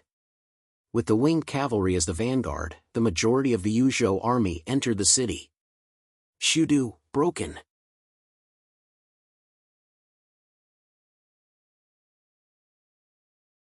Chapter 1241. At this moment, Shudu only had a few thousand old and weak soldiers. How could they defend against the 20,000 Yuzhou army and the elite winged cavalry? The generals who were used to fighting were all transferred to Guandu. The few commander-level generals left here were just some unknown deputy generals and people like the Fonggate Gate. Some Chao generals were still trying to gather their troops to defend the main roads. However, the White Phoenix battle team was very familiar with this kind of city-breaking battle. Seeing that there were signs of them forming up, Li Shi went up and cooperated with Qiao Rui and Han Su to kill them. The moment the general died, the enemy troops that had just gathered up immediately scattered. The Yuzhou army seemed to have entered an unstoppable area. Their speed was much faster than what Jiao Tan and Zhang Nan had imagined. Da-da-da. The Yuzhou winged cavalry galloped on the streets. Cecilia changed back to her mount, White Jade Jing, and led the elite cavalry to attack Shudu's most important place, the Prime Minister's residence. The 4 gates of Sudu were sealed, causing the nobles and officials in the city to be unable to escape even if they wanted to. What was worth mentioning was that the Prime Minister's residence had a strong general, Chao Zhang. He was Cao Cao's third son and a level 7 commander. Chao Zhang had been raised in the Prime Minister's residence and had not had a chance to shine. As such, his level was very low and his template was only a normal commander. With Xiahou Yuan's strength, Chao Zhang would be at least a rare commander if he maxed out his combat strength. However, he was just a mantis trying to stop a chariot. He did not have the ability to fight against the winged cavalry. Cecilia led the troops to kill the guards of the Prime Minister's residence and capture Chao Zhang. She left 200 cavalry to wait for Bai Xiaowen while she led the remaining winged cavalry to the palace. According to Bai Xiaowen, the Prime Minister's residence was the actual command center. Occupying it was the same as taking over Shudu. The emperor was the symbol of legitimacy. Obtaining the emperor was the same as obtaining the emperor. Not long later, Bai Xiaowen rode the Wrath Claw and arrived at the Prime Minister's residence. Sun Yu and the other strategists and officials, as well as Cao Cao's family, were all under control. Bai Xiaowen glanced around and his gaze finally fell on Cao Cao's sons. Needless to say, Cao Zhang was tightly bound by the iron chains. Cao Pai seemed a little timid, while Cao Ji forced himself to be calm, but there was still a trace of fear in his eyes. 3 of Cao Cao's 5 sons were captured. I heard that traitor Cao has 5 sons, Pai, Ji, Zhang, Xiong, and Chong. Why are there only 3 of them here? Bai Xiaowen walked in front of the trembling servants of the Prime Minister's residence and asked. The group of servants trembled, not daring to speak. Suddenly, smoke and fire rose from the northwest corner of the city. The fire was so fierce that even half the sky was dyed red. Bai Xiaowen frowned. After he had broken into the city, he had not given the order to set the city on fire. Where did this fire come from? Could he be a divine court awakened? Bai Xiaowen shook his head. It didn't make sense. If a divine court awakened wanted to fight with him, he wouldn't have let them enter the city so easily. Sun Yu sighed and said, "Thieves broke into the city right under the emperor's nose and set it on fire. It's my fault." "Hey, are you Lord Sun?" Bai Xiaowen said, "I've already broken into the city. Why would I set the city on fire? You don't have to falsely accuse me and compare me with ordinary bandits and bandits." Although Sun Yu was pointed at by a sword, he didn't panic. "Who are you? Can't you guess who I am?" Bai Xiaowen smiled and said, "I'm Yuan Shi, the governor of Yuzhou. Since you're a minister of the Han dynasty, why did you attack Shudu and disturb the emperor?" Sun Yu questioned. Bai Xiaowen secretly curled his lips. Sun Yu was asking the obvious. We're at war. What's wrong with me plundering Cao Cao's hometown? However, Bai Xiaowen couldn't answer in this way. Otherwise, he would be at a disadvantage. Sun Yu would soon be labeled as a traitor by the local government against the central government. Although it didn't matter to the current situation, it would be very unpleasant to be taken advantage of in this era. Fortunately, Bai Xiaowen had a trump card. Traitor Cao kidnapped the emperor and took over the government. He claimed to be the prime minister of the Han dynasty, but he was actually a traitor. I've been ordered by the emperor to punish the traitor and welcome the return of the emperor. Your ancestors were all ministers of the Han dynasty. You've also received a salary from the Han dynasty. Why don't you want to serve the emperor but help traitor Cao? The edict was indeed a trump card. Sun Yu had nothing to say about it. He could only say, the prime minister is not disloyal to the Han dynasty. It's just that the world is in chaos. Only a man with great talent and vision like the prime minister can suppress it. When the world is peaceful, the prime minister will return to the emperor. After a pause, Sun Yu continued, if there is no prime minister in the world, how many people can be called emperor and king? Isn't young master's uncle Yuan Shu an example? Sun Yu's words almost made Bai Xiaowen unable to catch his breath. Bai Xiaowen could only secretly curse Yuan Shu for being a pig. He did not continue the conversation. Instead, he seized on Sun Yu's words. Do you really think Cao Cao is willing to return to the emperor? You're just deceiving yourself. When traitor Cao Su Tian was besieged, he overstepped the emperor and received congratulations from the officials. His heart of a wolf is clear. This is the reason for the edict. Don't tell me you don't know? In the Romance of the Three Kingdoms, Su Tian's besiegement was a test by Cao Cao. At that time, Cao Cao's advisor, Qing Yu, persuaded Cao Cao to act like a tyrant. Cao Cao planned this besiegement and hunt. He used the emperor's golden arrow to shoot a deer. When the officials saw the golden arrow, they thought it was the emperor who shot it. They all cheered for Cao Cao. However, Cao Cao galloped out on his horse and received congratulations from the officials before the emperor. The emperor was shocked and angry. He secretly plotted to punish Cao Cao. Unfortunately, he failed. Not only did the officials who signed the edict die, even his pregnant concubine could not be saved. This incident also made Cao Cao realize that the Han dynasty's fate was not yet over. In addition, the enemy, Yuan Shao, was not eliminated. Therefore, he put the matter of the tyrant aside. Sun Yu lowered his head and did not speak. In fact, Sun Yu also knew that Cao Cao was not a pure official. However, as a scholar, what could he do? He could only deceive himself and hope that Cao Cao would be satisfied with the position of Prime Minister. Bai Xiaowen said, "I came here today to welcome the Emperor and escape from Cao Cao's tiger's mouth. Will you follow the Emperor or follow traitor Cao?" These words were somewhat harsh. Sun Yu said, "If the Emperor leaves Shudu, his situation will be worse in the hands of other officials. If you stay in Shudu, I and the officials can persuade Cao Cao to be loyal to the Han dynasty." Sun Yu was speaking the truth. Since the Han dynasty, the emperor had experienced the torment of Dongzhuo and the Xiliang army. No matter who he was in, he did not have a good time. Under Cao Cao, although he was controlled, at least he was able to eat and wear warm clothes. On the surface, he was the emperor. In the hands of other officials, he might not even be able to keep his life. In short, Sun Yu did not believe Yuan Shao. Suddenly, Yuzhou soldiers pushed a bunch of people who were tied up to the prime minister's manor. "Young master, we have caught the person who set the fire."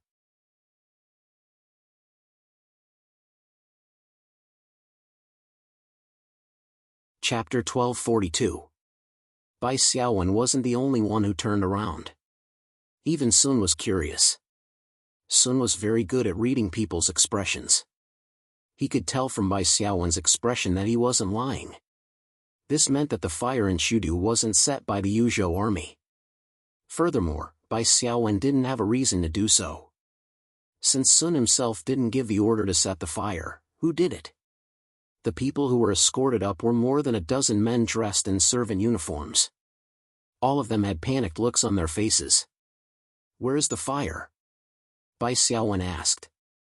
A Yuzhou soldier replied, "Young master, it's said to be Shudu's granary." "Oh." Bai Xiaowen stared at the servants. "Who ordered you to set the granary on fire?" Although the servants were cowering, they lowered their heads and didn't say anything. "Even if you don't say anything, I can still find out," Bai Xiaowen said sternly. "Kill these people." Shudu had just fallen. It was time to kill people to establish their might and use severe punishments to instill fear in people's hearts. Otherwise, the internal situation wouldn't be stable. Even if Bai Xiaowen had 20,000 soldiers, he might not be able to defend Shudu for 12 hours. This was a requirement of the hero side mission. However, at the back of the group, a child who was being held by the back of his neck struggled and jumped out. "I was the one who set the fire." This child's clothes were luxurious and inlaid with gold and jade. It was obvious that he wasn't from an ordinary family. Bai Xiaowen didn't even need to use insight to know who this child was. However, he still had to say, "Who are you? Don't cause trouble here." The child wasn't afraid and said loudly, "My father is Prime Minister Cao. I am Cao Chong. I gave the order to set the granary on fire. Don't take your anger out on others." Cao Cao's fifth son. Bai Xiaowen smiled. "Interesting. Why would you want to set the granary on fire? This is your own family's food." Cao Chong said. "You look like you have a lot of people, but you're actually a lone army. Furthermore, you're lightly armed, so you definitely didn't bring much food. Our Yuzhou has 2 counties, 4 countries, and 97 cities. When they hear that Shudu has fallen, they will definitely send reinforcements. If we leave you the granary, you can rely on Shudu's strong defense. If you burn the provisions, you will definitely abandon the city and flee. At that time, you will be like a bird in a cage, unable to escape even if you have wings. Now, the soldiers of the 4 realms of Yuzhou all moved out upon hearing the news. Shudu was deep in enemy territory. If Bai Xiaowen led the 20,000 Yuzhou soldiers to abandon the city and flee, they would most likely be intercepted by the Yuzhou soldiers or even the Guandu Chao soldiers. But if they had to defend the city, they would have no provisions to support them. Chao Chang's analogy of a bird in a cage was very appropriate. Young master, be careful with your words. Sun Wei was afraid that Bai Xiaowen would kill Chao Chong in a fit of anger, so he waved his hand and shook his head, trying to dissuade him. Bai Xiaowen laughed and said, Lord Sun, you're underestimating me, Yuan Shi. A real man is born in this world, he should establish himself with benevolence and faith, educate with righteousness and reason, pacify the country with military strategy, and establish the country with martial arts. Why would they kill a child just because he has a special aptitude? Sun's expression relaxed. Bai Xiaowen looked at Chao Chong in admiration. To have such knowledge at such a young age, it is indeed rare.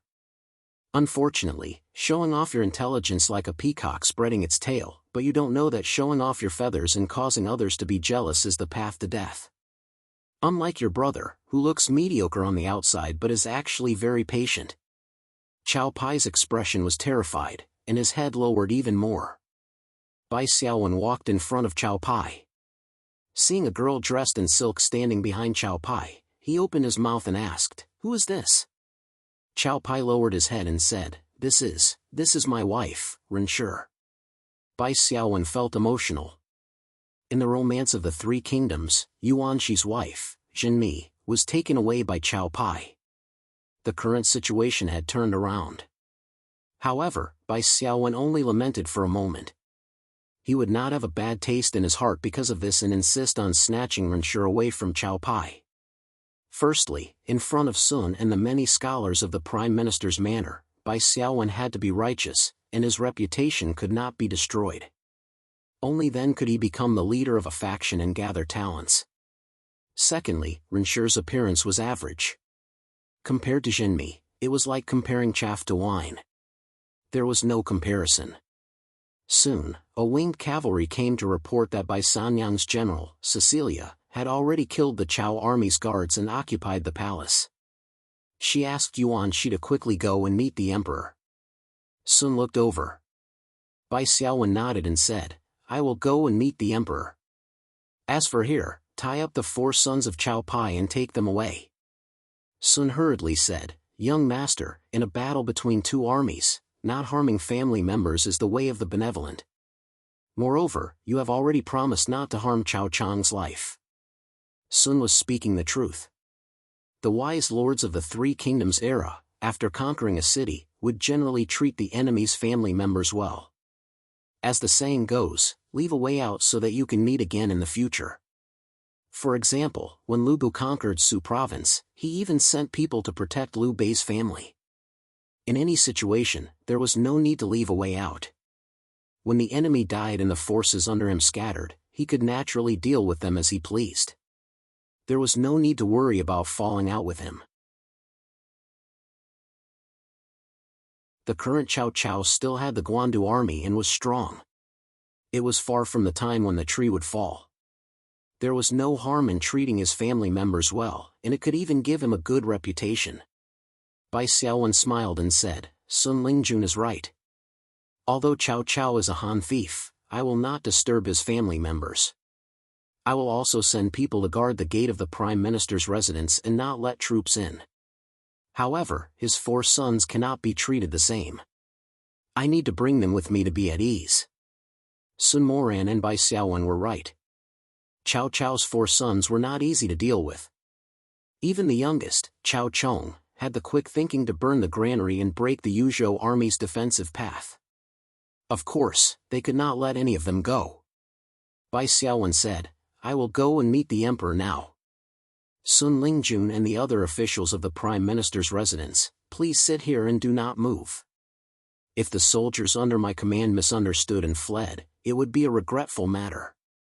Bai Xiaowen ordered 2 elite lieutenants to lead 500 troops to guard the people present. If anyone escapes, kill them immediately. After arranging everything, Bai Xiaowen brought the rest of the soldiers to escort Cao Pai and the other 3 out of the Prime Minister's residence. However, Bai Xiaowen did not rush to the palace right away. Instead, he led the army to clear out the remaining areas of Shudu, focusing on military discipline. As for the old and weak soldiers who surrendered, they were all chained up and spared from death. As for those who resisted, they were all killed. Not long later, the battle in the alleys of Shudu came to an end. The 20,000 troops from Yuzhou occupied the various main streets of Shudu.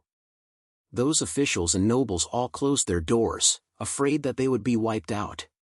Bai Xiaowen naturally could not allow the soldiers to loot. One must know that looting would destroy the homes of the officials and the reputation of the Yuan family. This would only make Cao Cao happy. After the situation stabilized, Bai Xiaowen strictly enforced military discipline and rushed to the palace. Eye of Evolution, Eye of Evolution.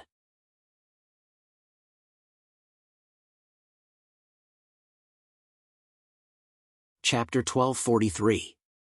Shudu, Emperor's Chamber. Emperor Xian of Han and Empress Fu sat opposite each other in the imperial palace. The people around them had changed from Cao Cao's henchmen to winged cavalry. Your Majesty, what exactly happened? Can we still be safe? Empress Fu asked in a low voice with a terrified expression. Emperor Xian of Han was also terrified. Hearing the battle cries outside the palace, he looked at the winged cavalry and shook his head bitterly. I also don't know if I can be safe. Emperor Xian of Han asked the winged cavalry. The soldiers were respectful and courteous. However, when Emperor Xian of Han tried to walk out of the palace, he was stopped by 2 winged cavalry. According to what Bai Xiaowen taught them, the 2 winged cavalry saluted and said, Young Master is commanding the army to eliminate Cao Cao's henchmen. Your Majesty, please don't go out so as to avoid being persecuted. Emperor Xian of Han asked, Who's your young master? The winged cavalry replied, General Sun, Yuzhou Provincial Governor Yuan Shi's young master. After hearing this, Emperor Xian of Han felt even more depressed. He returned to the palace and sat down in front of the dragon bed while sighing. After sitting like this for 2 hours, he suddenly heard a voice from outside the palace, Young master is here. Then a slightly younger voice reprimanded, Quiet, don't disturb His Majesty. Yes. The young master's voice sounded again, Has His Majesty gone to bed? The winged cavalry replied, Not yet. Tell me that Yuzhou Provincial Governor Yuan Shi is here to see His Majesty. He requests His Majesty to summon him. Yes. Emperor Xian of Han heard it clearly. Without waiting for the messenger, he ordered, Announce, no, invite Yuan Yuzhou in. Bai Xiaowen tidied up his attire, illusion, and went through the proper etiquette. He waited for the winged cavalry to announce his arrival before he lowered his head and entered the bedroom. He knelt on the ground and bowed respectfully as an official. Yuan Shi greets His Majesty. I came late to save His Majesty and caused His Majesty to be humiliated. I deserve to die. Emperor Xian of Han was slightly relieved and said, You don't need to be so polite. Stand up and speak. Thank you, Your Majesty. Bai Xiaowen stood up, but his face was full of tears and his sleeves were wet.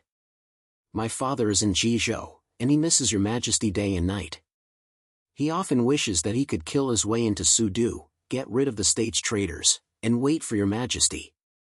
If he knows that I have fulfilled his long-cherished wish, he will definitely be overjoyed. Emperor Xian of Han said in surprise, Great General, referring to Yuan Shao, is that true? At this point, Emperor Xian of Han revealed a look of hesitation, but he quickly restrained himself. Bai Xiaowen knew what Emperor Xian of Han wanted to say. At that time, Emperor Xian of Han and his civil and military officials were oppressed by Li Ju, Guosi, and the other thieves. They smuggled themselves across the Yellow River to Shangxi. Their power was exhausted, they did not even have enough food to eat.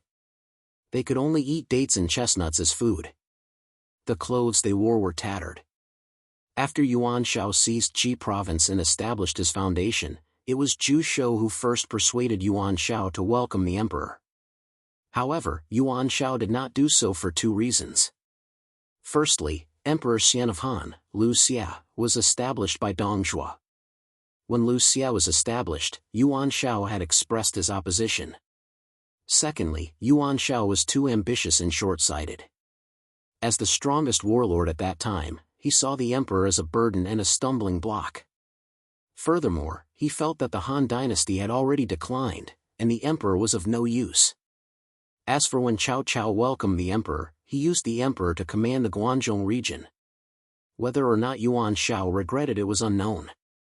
Bai Xiaowen was also clear that with his father's thin skin, even if he regretted it, he would not say it to outsiders. Your Majesty, my father hopes that your Majesty's heart can shine. Bai Xiaowen knew that empty words were useless, so he quickly changed the topic. Recently, my father heard that the traitor Cao Cao had overstepped his boundaries, killed officials, bullied the emperor, and slaughtered the concubines. He was so angry that he fainted a few times. Hence, my father started an army to suppress Cao Cao under your Majesty's orders. I was sent by my father to lead the army down south and luckily broke into Sudu. This is all thanks to your Majesty's blessing. Speaking of Su Tian overstepping his boundaries and slaughtering the concubines, painful memories appeared in Emperor Xian of Han's eyes once more. At that time, concubine Dong was already 5 months pregnant. She cried and begged me to save her. Save her. As the emperor, I begged Cao Cao to spare concubine Dong's life. But I'm incompetent. I could only watch as concubine Dong died in front of me. Emperor Xian of Han's eyes turned red as he asked softly, has Cao Cao already lost? When Bai Xiaowen heard those words, he instantly understood. Cao Cao raised Emperor Xian of Han like a pig, and his guards were all his henchmen. Of course, he would not reveal any important information to him. Hence, regarding the battle between Yuan Shao and Cao Cao, Emperor Xian of Han only knew that the two warlords were fighting. However, he did not know the specifics.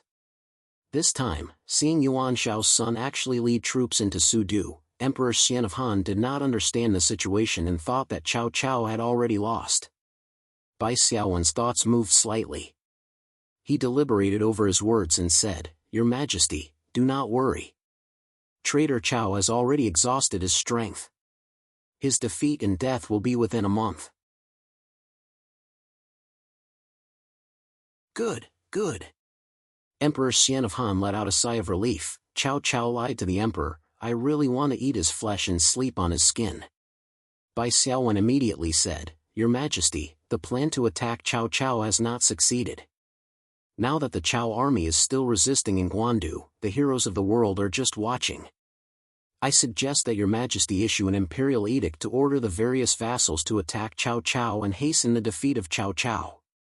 Emperor Xian of Han hesitated. Didn't you say that Cao Cao is already exhausted? Bai Xiaowen quickly said, although that's the case, Cao Cao is too strong. Without the help of the heroes of the world, it will take a long time to destroy him. Emperor Xian of Han said, in the world today, there are not many people who are willing to follow orders. Bai Xiaowen said solemnly, Your Majesty, why are you so pessimistic? Although the world is in chaos, the heroes of the world are still loyal to the Han dynasty. This is the will of the heavens. If even His Majesty wanted to give up, wouldn't it make the loyal officials bitterly disappointed and the people with lofty ideals wither away? The spirit of the 24 emperors would not want you to be so pessimistic. Seeing Bai Xiaowen's expression change, Emperor Xian of Han's heart softened. If I send out an order, can you guarantee that Cao Cao will be destroyed? Bai Xiaowen raised his hand and swore, if I can't destroy him, I'm willing to die under the sword. Emperor Xian of Han quickly persuaded, you don't have to make such a heavy oath. I have wanted to get rid of him for a long time and hate that I can't do it. If you can kill him, you will be rewarded. Immediately, the winged cavalry found ink and brush. Emperor Xian of Han personally wrote an order to punish Cao Cao. When Bai Xiaowen saw the order, he was delighted. He ordered people to make many copies and stamp them with the emperor's seal. following which, he sent messengers to Jingzhou, Yangzhou, Yizhou, and Liangzhou to send them to attack Cao Cao. As for the order written by Emperor Xian of Han, it was sent along with Bai Xiaowen's letter to his family. He sent the most reliable person, Li Shi, to the Guandu camp. With this order, the war against Cao Cao will be complete. In truth, Bai Xiaowen also knew that there were many nobles waving flags and shouting, but there were very few who truly sent troops to attack Cao Cao. However, this was the attitude of the Han dynasty, and it could push the Cao Cao organization into the abyss. Not mentioning other things, just the aristocratic families in Guangzhou would not continue to support Cao Cao. After Bai Xiaowen thanked the emperor, he did not leave. He bowed and said, Shudu can't stay for long. Your Majesty, please move to Yi City.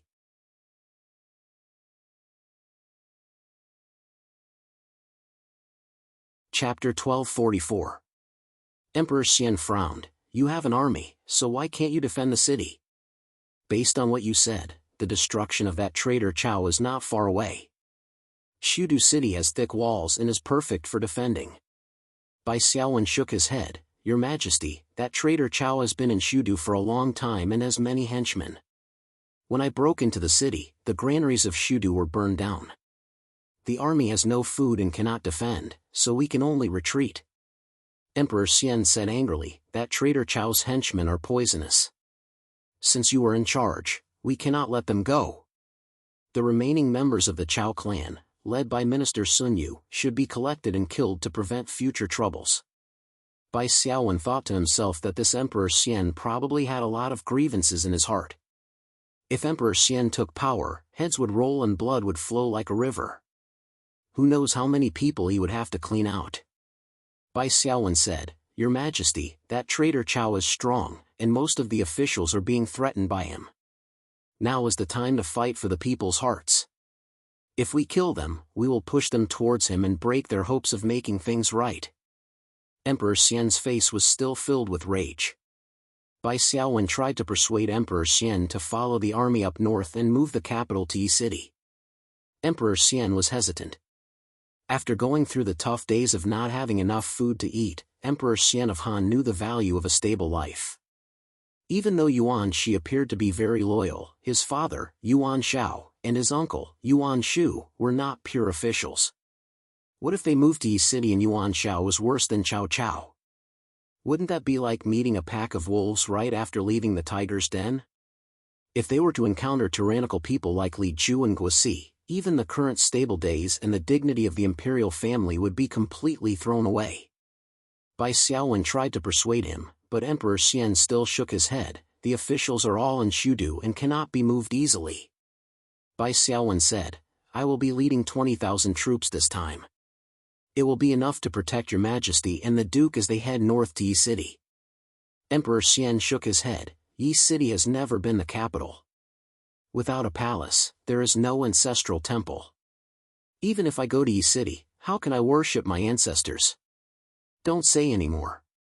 Emperor Xian of Han was clearly making an excuse. Bai Xiaowen had no choice but to set aside the matter of moving the capital. He said, Your Majesty, please rest. Tomorrow there will be a court assembly where the ministers will discuss this matter and then make a decision. Bai Xiaowen left the palace and ordered the winged cavalry to guard the palace gates. Then, he met with his 3 teammates, Qiao Rui, Cecilia, and Han Su. The emperor doesn't want to move the capital? Is there something wrong with his head? Qiao Rui said. Bai Xiaowen said, Emperor Xian of Han was raised by Cao Cao in the imperial palace. He has already developed a cautious personality. He must be worried about my cheap father, Yuan Shao, so he did not want to move the capital. Why don't we force the emperor and the officials to go north to Yi City? Cecilia suggested. It seems feasible. Back then, when Cao Cao welcomed the emperor, he persuaded him to move to Shudu in a semi-forced manner, Qiao Rui said. Bai Xiaowen shook his head. No. That was then, and this is now. Oh, I'm talking about words with you guys. It was a slip of the tongue. Anyway, back then, the nobles were not willing to welcome the emperor. Only Cao Cao went. The only person the emperor could rely on was Cao Cao, so he had no other choice. Now that the nobles know the value of the emperor thought that he was a rare commodity. So, when we fight with Cao Cao and the other nobles, we fight for the emperor's heart and the hearts of the officials. It's best not to use force. Otherwise, we will be seen as Li Gui and Guisi. We can't force the emperor to order the nobles. Then what should we do? Cecilia asked. Bai Xiaowen smiled. Don't worry, I already have a plan. Where's Empress Fu's family? I'll go visit them. South of Guandu, Chao Army Camp. At night, Cao Cao's officials and generals were all called to participate in the military meeting. Cao Cao personally held Suyu's hand and met with the officials and generals of Cao Group. He smiled and said, Su Ziyuan is here to join the emperor. Ziyuan, why don't you tell us about your brilliant plan? Suyu faced the complicated gazes of everyone and said, Yuan Chao's grain is in Cao Cao. Yuan Shaoxi's provisions are mostly stored in Wu Chao, and he has appointed the general Chen Yuqiang to guard it. I know Chen Yuqiang. He's greedy for good wine and can't take on big responsibilities. Yuan Chao using this person to take on the grain is asking for death. Meng De only needs to send elite soldiers to burn the grain in Cao Cao. Yuan Chao's army will be defeated. Cao Cao smiled and looked at the strategists. What do you think? Qing Yu said, stealing grain is a big deal. We can't be careless. In my humble opinion, we need to send elite soldiers to investigate before we can make a decision. The rest of the strategists, including Guo Jia and Shi Jizai, nodded. These strategists didn't think that the surprise attack on Cao Cao was bad, but they didn't know Su Yu and the Yuan army. They were afraid that Cao Cao would fall into the trap. Besides, Su Yu calling Meng De by his courtesy name made them unhappy. Cao Cao shook his head. I know that you don't trust Ziyuan. However, you need to be clear about the current situation. Our army has run out of grain, and the letters asking for grain have been intercepted by Ziyuan. If he really wants to, he can just sit there and watch. Why would he personally come to our camp to fake a surrender? Pausing for a moment, Cao Cao continued, now that the two armies are in a stalemate, we lack grain. This is the time to take risks. If we continue to wait, we are just sitting there waiting for death. The strategists and generals all agreed. Cao Cao was pumped up. Just as he was about to send troops, he suddenly heard an urgent report from Hadong Prefecture. Report. An unidentified army has been spotted passing through the countryside of Hadong County. Oh? How many? What flag are they using? Cao Cao asked. Prime Minister, there are around 20,000 of them. They are using the flag of Xiao. Impossible. Although we have many generals with the surname Xiao, no one has led 20,000 troops past Hadong. This is definitely a disguise for the Yuan army. Cao Cao exclaimed, where are they now? Prime Minister, when I set off, this army had already passed Xinjiang. Before this envoy finished his report, another urgent report from Yingchuan arrived. Cao Cao smacked the table and stood up. Not good, Shudu is in danger. Yingchuan's urgent reports came one after another. Report. Yingchuan Prefect Xiao Yuan discovered that Shudu was attacked by bandits. He led 2,000 troops to deal with the bandits. Report. General Xiao was on his way to assist Shudu and was ambushed by bandits.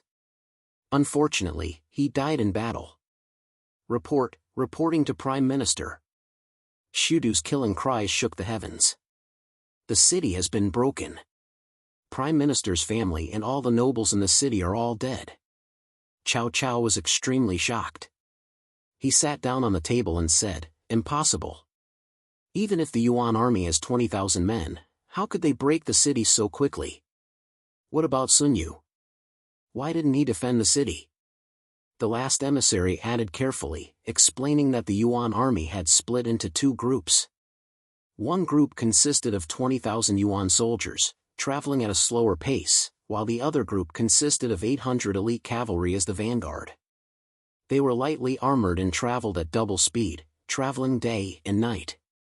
The ones who broke through Yanling Pass, sealed off Shudu, and killed Xiahou Yuan were the vanguard, 800 elite cavalry. As the enemy's horses were fast, they were able to seal off the news. Therefore, the news of the 20,000 Yuan army breaking through Shudu only spread out today. This vanguard army is well suited to the art of war. Who is the commander? He is definitely not a normal general. Cao Cao quickly calmed himself down and gritted his teeth. I heard that he is the second son of Yuan Shao, the current governor of Yuzhou, Yuan Shi.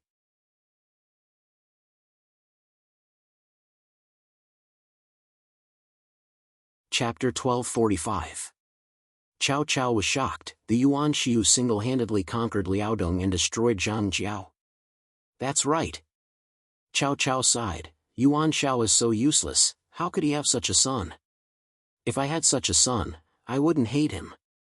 After sighing, Cao Cao had totally calmed down. Suddenly, someone reported that the fourth young master Cao Xiong had led troops to Guandu to help. Cao Cao gave the order to summon him and immediately asked, "Why did you come here instead of guarding the city?" Cao Xiong, who was Richard, knelt on the ground and reported, "After I defeated Liu Biao, I chased the enemy all the way to Qiao Prefecture before returning. Since Liu Biao has been defeated, you don't have to worry about your base anymore. Thus, I led 300 men to help you." Cao Cao raged, "Kid! Do you know that while you were away from the city, Yuan Shi had already taken over Sudu city?" Cao Xiong's eyes were filled with shock. How is that possible? Yuan Shi is really far away from Shudu. If Shudu had a strong general defending, the city would not have been broken so quickly. Send orders. Cao Xiong did not follow orders and led troops on his own. Behead him in public and punish him by military law. Cao Cao raged. Cao Xiong hurriedly knelt on the ground and begged for mercy. Cao Cao pointed at Cao Xiong and said, "Place your head on your neck. If you dare to do this again, you will be beheaded." Cao Xiong lowered his head and accepted the order. He then reported, "Father, please allow me to redeem myself." Cao Cao impatiently waved his hand to let Cao Xiong back down. Maybe because he vented his anger on Cao Xiong, Cao Cao's anger dissipated after a few rounds in the tent. He stroked his beard and laughed. Someone asked, "Shudu has been robbed and our army is in danger." "Prime Minister, why are you laughing?" Cao Cao smiled. "I was careless and was taken advantage of by the younger generation." However, when Yuan Shi led his troops to attack Shudu, he was digging his own grave. What do I have to fear? Cao Cao was the backbone of the Cao family organization. He calmed down and acted relaxed. Naturally, the generals under him calmed down. Immediately, a strategist said, "Shudu is a fundamental place and cannot be lost. Since we have run out of grain, Prime Minister can temporarily withdraw your troops to solve Sudu's problem." Guojia vetoed, "No. Guandu was the gateway to Hunan. If it was abandoned and not defended, Yuan Shao's troops could go down south and attack Yuzhou's Qiao County, Yingchuan and other vital places. This is the path to death." Cao Cao asked, "What do you think we should do?" Guojia said, "Yuan Shi only has 20,000 soldiers, and their foundation is completely dependent on Yuan Shao. If Yuan Shao was defeated, then Yuan Shi would be like water without a source, a tree without roots, a lone army trapped in the city. How could he last long? Therefore, the key to breaking the current situation was Yuan Shao." "My lord, you can adopt Su Ziyuan's plan and send your elite troops to burn the grain at Wu's nest. Yuan Shao's provisions have been burned, he will definitely panic and send people to save Wu Chao. At that time, Lord only needs to lay an ambush at a place that Yuan Shao must pass through, and you will definitely be able to defeat Yuan Shao." Cao Cao sighed and said, "Feng Zhao's view coincides with mine." He turned to look at the strategists and generals and said, "I know that all of your families are in Shudu, and so am I. Shudu was robbed, so it is unavoidable for all of you to panic. However, today, retreating without fighting is the path to death. Only by taking a risk and defeating Yuan Shao can we break out of this situation. I hope that all of you will work together with me to fight to the death." The generals all knelt down and replied loudly. Cao Xiong stepped out. 2 streams of tears flowed out from his eyes as he knelt down and begged, "Father, I am willing to be the vanguard to head to Wu's nest and burn Yuan Shao's provisions." Cao Cao looked at Cao Xiong and frowned. From the side, Lu Yi advised, "Fourth young master once used Su Du's 5,000 old and weak troops to defeat Lu Biao's 50,000 strong army. He is also a brave and intelligent general. In my opinion, he is not below Yuan Shi. Why don't we give this responsibility to fourth young master? He will definitely succeed." Cao Cao sighed and nodded, "That's fine. I will give you 3,000 elite troops to bring fire, oil and herbs to head to Wu's nest to burn the grain. If you think about your mother and brothers who are trapped in Shudu, you should fight with all your might." Cao Xiong knelt down and kowtowed, "I dare not to fight to the death." Cao Cao made all sorts of plans and did not mention it anymore. Yuan Shao received the news of the Yuzhou army's movement before Cao Eng did. After all, the 20,000 Yuzhou army took a route that was Yuan Shao's own territory. After Yuan Shao received the news, he wanted to stop them. However, information was inconvenient, and by the time he received the news, the Yuzhou army had already left Jizhou and entered Xizhou. Yuan Shao had no choice but to curse Yuan Shi for being an unfilial son. Additionally, Guotafengji fanned the flames, making Yuan Shao even angrier. He felt that Yuzhou province was no longer under his control. Of course, that was the truth. If not, how could he not know about the movement of the Yuzhou army? If not for Jushou's persuasion, who knows what Yuan Shao would have done? Even with Jushou's words, Yuan Shao still planned to replace all the officials in Yuzhou after defeating Cao. Then, he would order Yuan Shi to go back to Yi City to take care of his mother. From then on, he would not give this unfilial son the chance to be independent. However, 2 days later, an urgent report came. Reporting to the general, an envoy has arrived at the camp with the emperor's edict. Yuan Shao said impatiently, "It's another fake edict from traitor Cao. I won't accept it." Zhu Shou advised, "Even if we know that traitor Cao is faking the emperor's name, the emperor's edict represents the Han dynasty and needs to be treated with caution." Yuan Shao was helpless and could only get up and raise the tent to welcome the envoy. Unexpectedly, when the envoy saw Yuan Shao, her first reaction was to kneel down on one knee. Yuan Shao was surprised. "You are an angel, why are you kneeling down?" Tianyu suddenly said, "This person seems to be a deputy general under the second young master." On the other side, Li Shi bowed again, "Greetings, my lord." "Forget it. You said you have the emperor's edict on you? What is going on?" Yuan Shao let out a sigh of relief and walked back to the tiger skin chair in the middle tent. Reporting to the general, "The second young master has attacked Shudu and saved the emperor." The emperor's edict was sent from Shudu by the second young master. Li Shi said crisply, "I also brought a letter from the second young master. Please take a look." "Put on." Yuan Shao plopped down on the tiger skin chair. Luckily, he was planning to sit down, so the fall was not obvious. Yuan Shao did not have time to adjust his sitting position. He leaned on the table and asked, "Wait. What did you say? Say it again." Li Shi looked down on him and could only repeat it. Yuan Shao was stunned. The strategists and generals in the tent were like clay statues, unable to speak. Zhu Shou was speechless, but he still reacted and said softly, "My lord, why don't you take a look at the contents of the edict before making a decision?"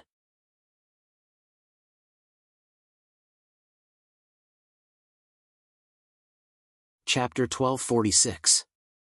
Yuan Shao immediately opened the letter. This letter was hastily written by Emperor Xian of Han and was not much different from the contents of the imperial edict. At the end, he added the words "country thief" and "killing imperial concubines." At the end, he ordered the heroes of the world to attack Cao Cao. For example, he gave Lu Biao the title of Guard General, Lu Zhan the title of Chaiji General, Ma Ting the title of Light Cavalry General, and Sun Ce the title of Southern Expedition General. Yuan Shao himself was a great general and was above the 3 ministers. However, Emperor Xian of Han gave him the title of Minister of War because of Yuan Shi. The title of Minister of War was given to Wei Qing by Emperor Xian of Han. During Emperor Guang of Han, he removed the title of Minister of War. Now that Emperor Xian of Han was hot-headed, he brought it up again. Bai Xiaowen couldn't do anything about it. What Emperor Xian of Han wanted to write on the imperial edict, he couldn't do anything about it. He was still trying to gain Emperor Xian of Han's trust. Naturally, he couldn't be like Cao Cao and casually write something on the imperial edict and make Emperor Xian of Han a stamp machine. Bai Xiaowen's identity as Yuan Shi was also given a special mention by Emperor Xian of Han. He said that Yuan Shi had broken through Sudu and was given the title of Northern Expedition General as well as Governor of Yuzhou. Now, it was time to talk about the military positions of the three kingdoms. The great general was above the three ministers. Below him were the three ministers, Grand Commandant, Situ, and Sikong. Below the great general were the light cavalry general, Chaiji general, and guard general. They were lower than the three ministers but higher than the 9 ministers. Below them were the front, back, left, right, and rear generals. The 3 military positions above could be seen as central military positions. There were also the 4 campaigns and 4 towns, 4 peace and 4 peace, which could be seen as local military positions. In theory, they were lower than the 9 ministers. However, due to the chaos of the 3 kingdoms, the military system was chaotic. The 4 campaigns and generals were often the commanders of the frontline armies. Their importance and status were greatly increased and could not be compared to the 3 ministers and 9 ministers. In the system of 4 campaigns, 4 towns, 4 peace, and 4 peace, the campaigns had the highest rank, followed by towns. Bai Xiaowen being given the title of Northern Expedition General was already an exceptional promotion. As for the governor of Yuzhou, it was due to Emperor Xian of Han. Whose territory was Yuzhou? Cao Cao.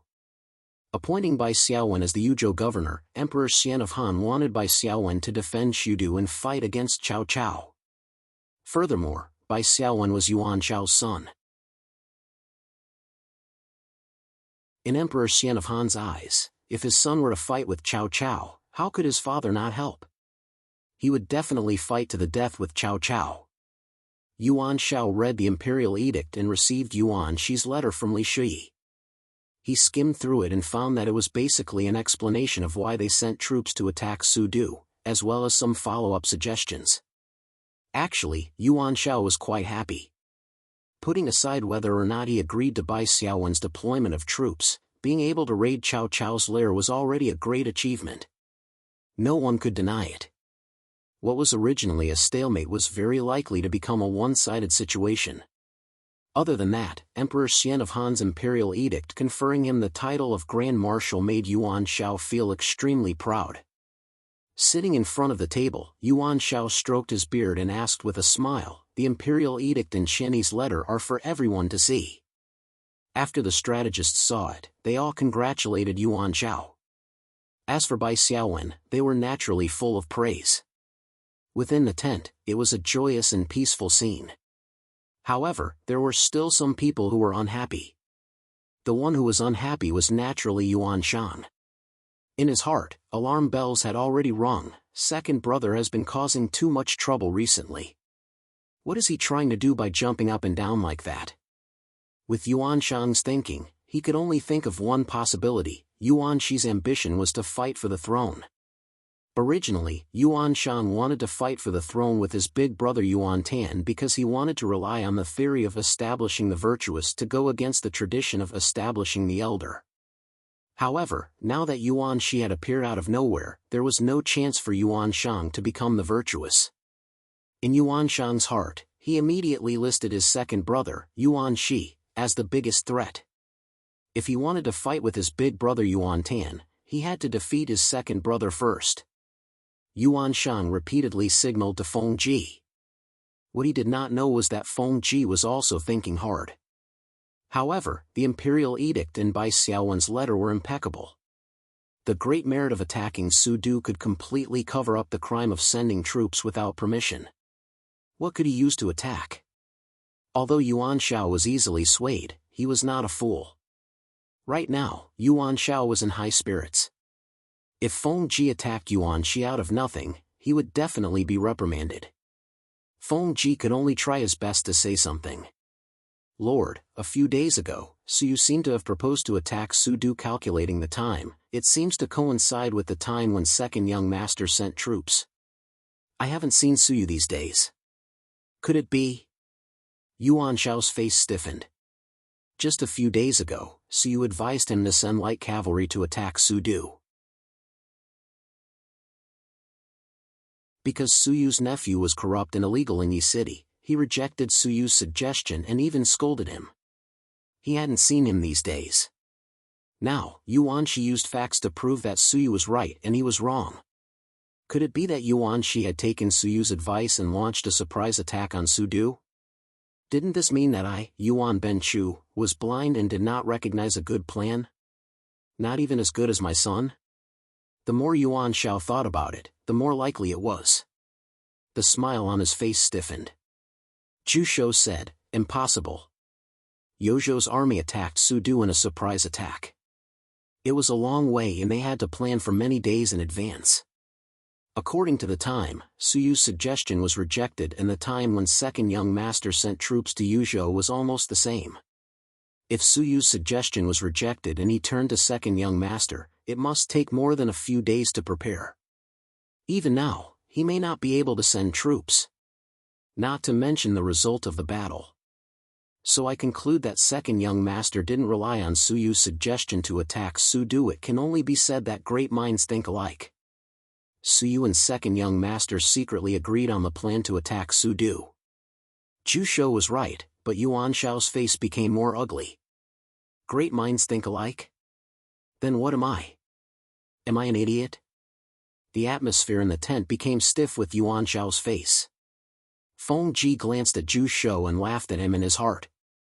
Zhu Shou, you are a wise man, but you can't figure out Lord's temperament and mind. What's the use of that? Just when Feng Ji wanted to add fuel to the fire, Li Shi suddenly opened his mouth. Lord, when young master sent me to deliver the letter, he advised Lord to be cautious and not to act rashly. This is to prevent traitor Chao from acting rashly. Yuan Shao nodded and waved his hand. You can leave. This is a high-level military meeting. You are just a deputy general and have no right to be here. After Li Shi left, Zhu Shou said, second young master is right, slow down. Yuan Shao waved his hand to stop Zhu Shou. The Chao army is already short of food. Now that Su Du has been broken, they are like stray dogs. If we don't take this opportunity to attack, how can we expand the results of the battle? The younger generation was lucky and used a surprise attack to achieve such a great achievement. But when it comes to the overall situation of the battle, they still lack some consideration. Feng Ji's face was full of admiration. Lord is wise. A group of onlookers also echoed. As for the generals in the tent, they were not good at strategizing, so they naturally followed the crowd. You're tuning into the Mythic Realms YouTube channel. Don't forget to subscribe and join us on this journey to catch the most captivating stories.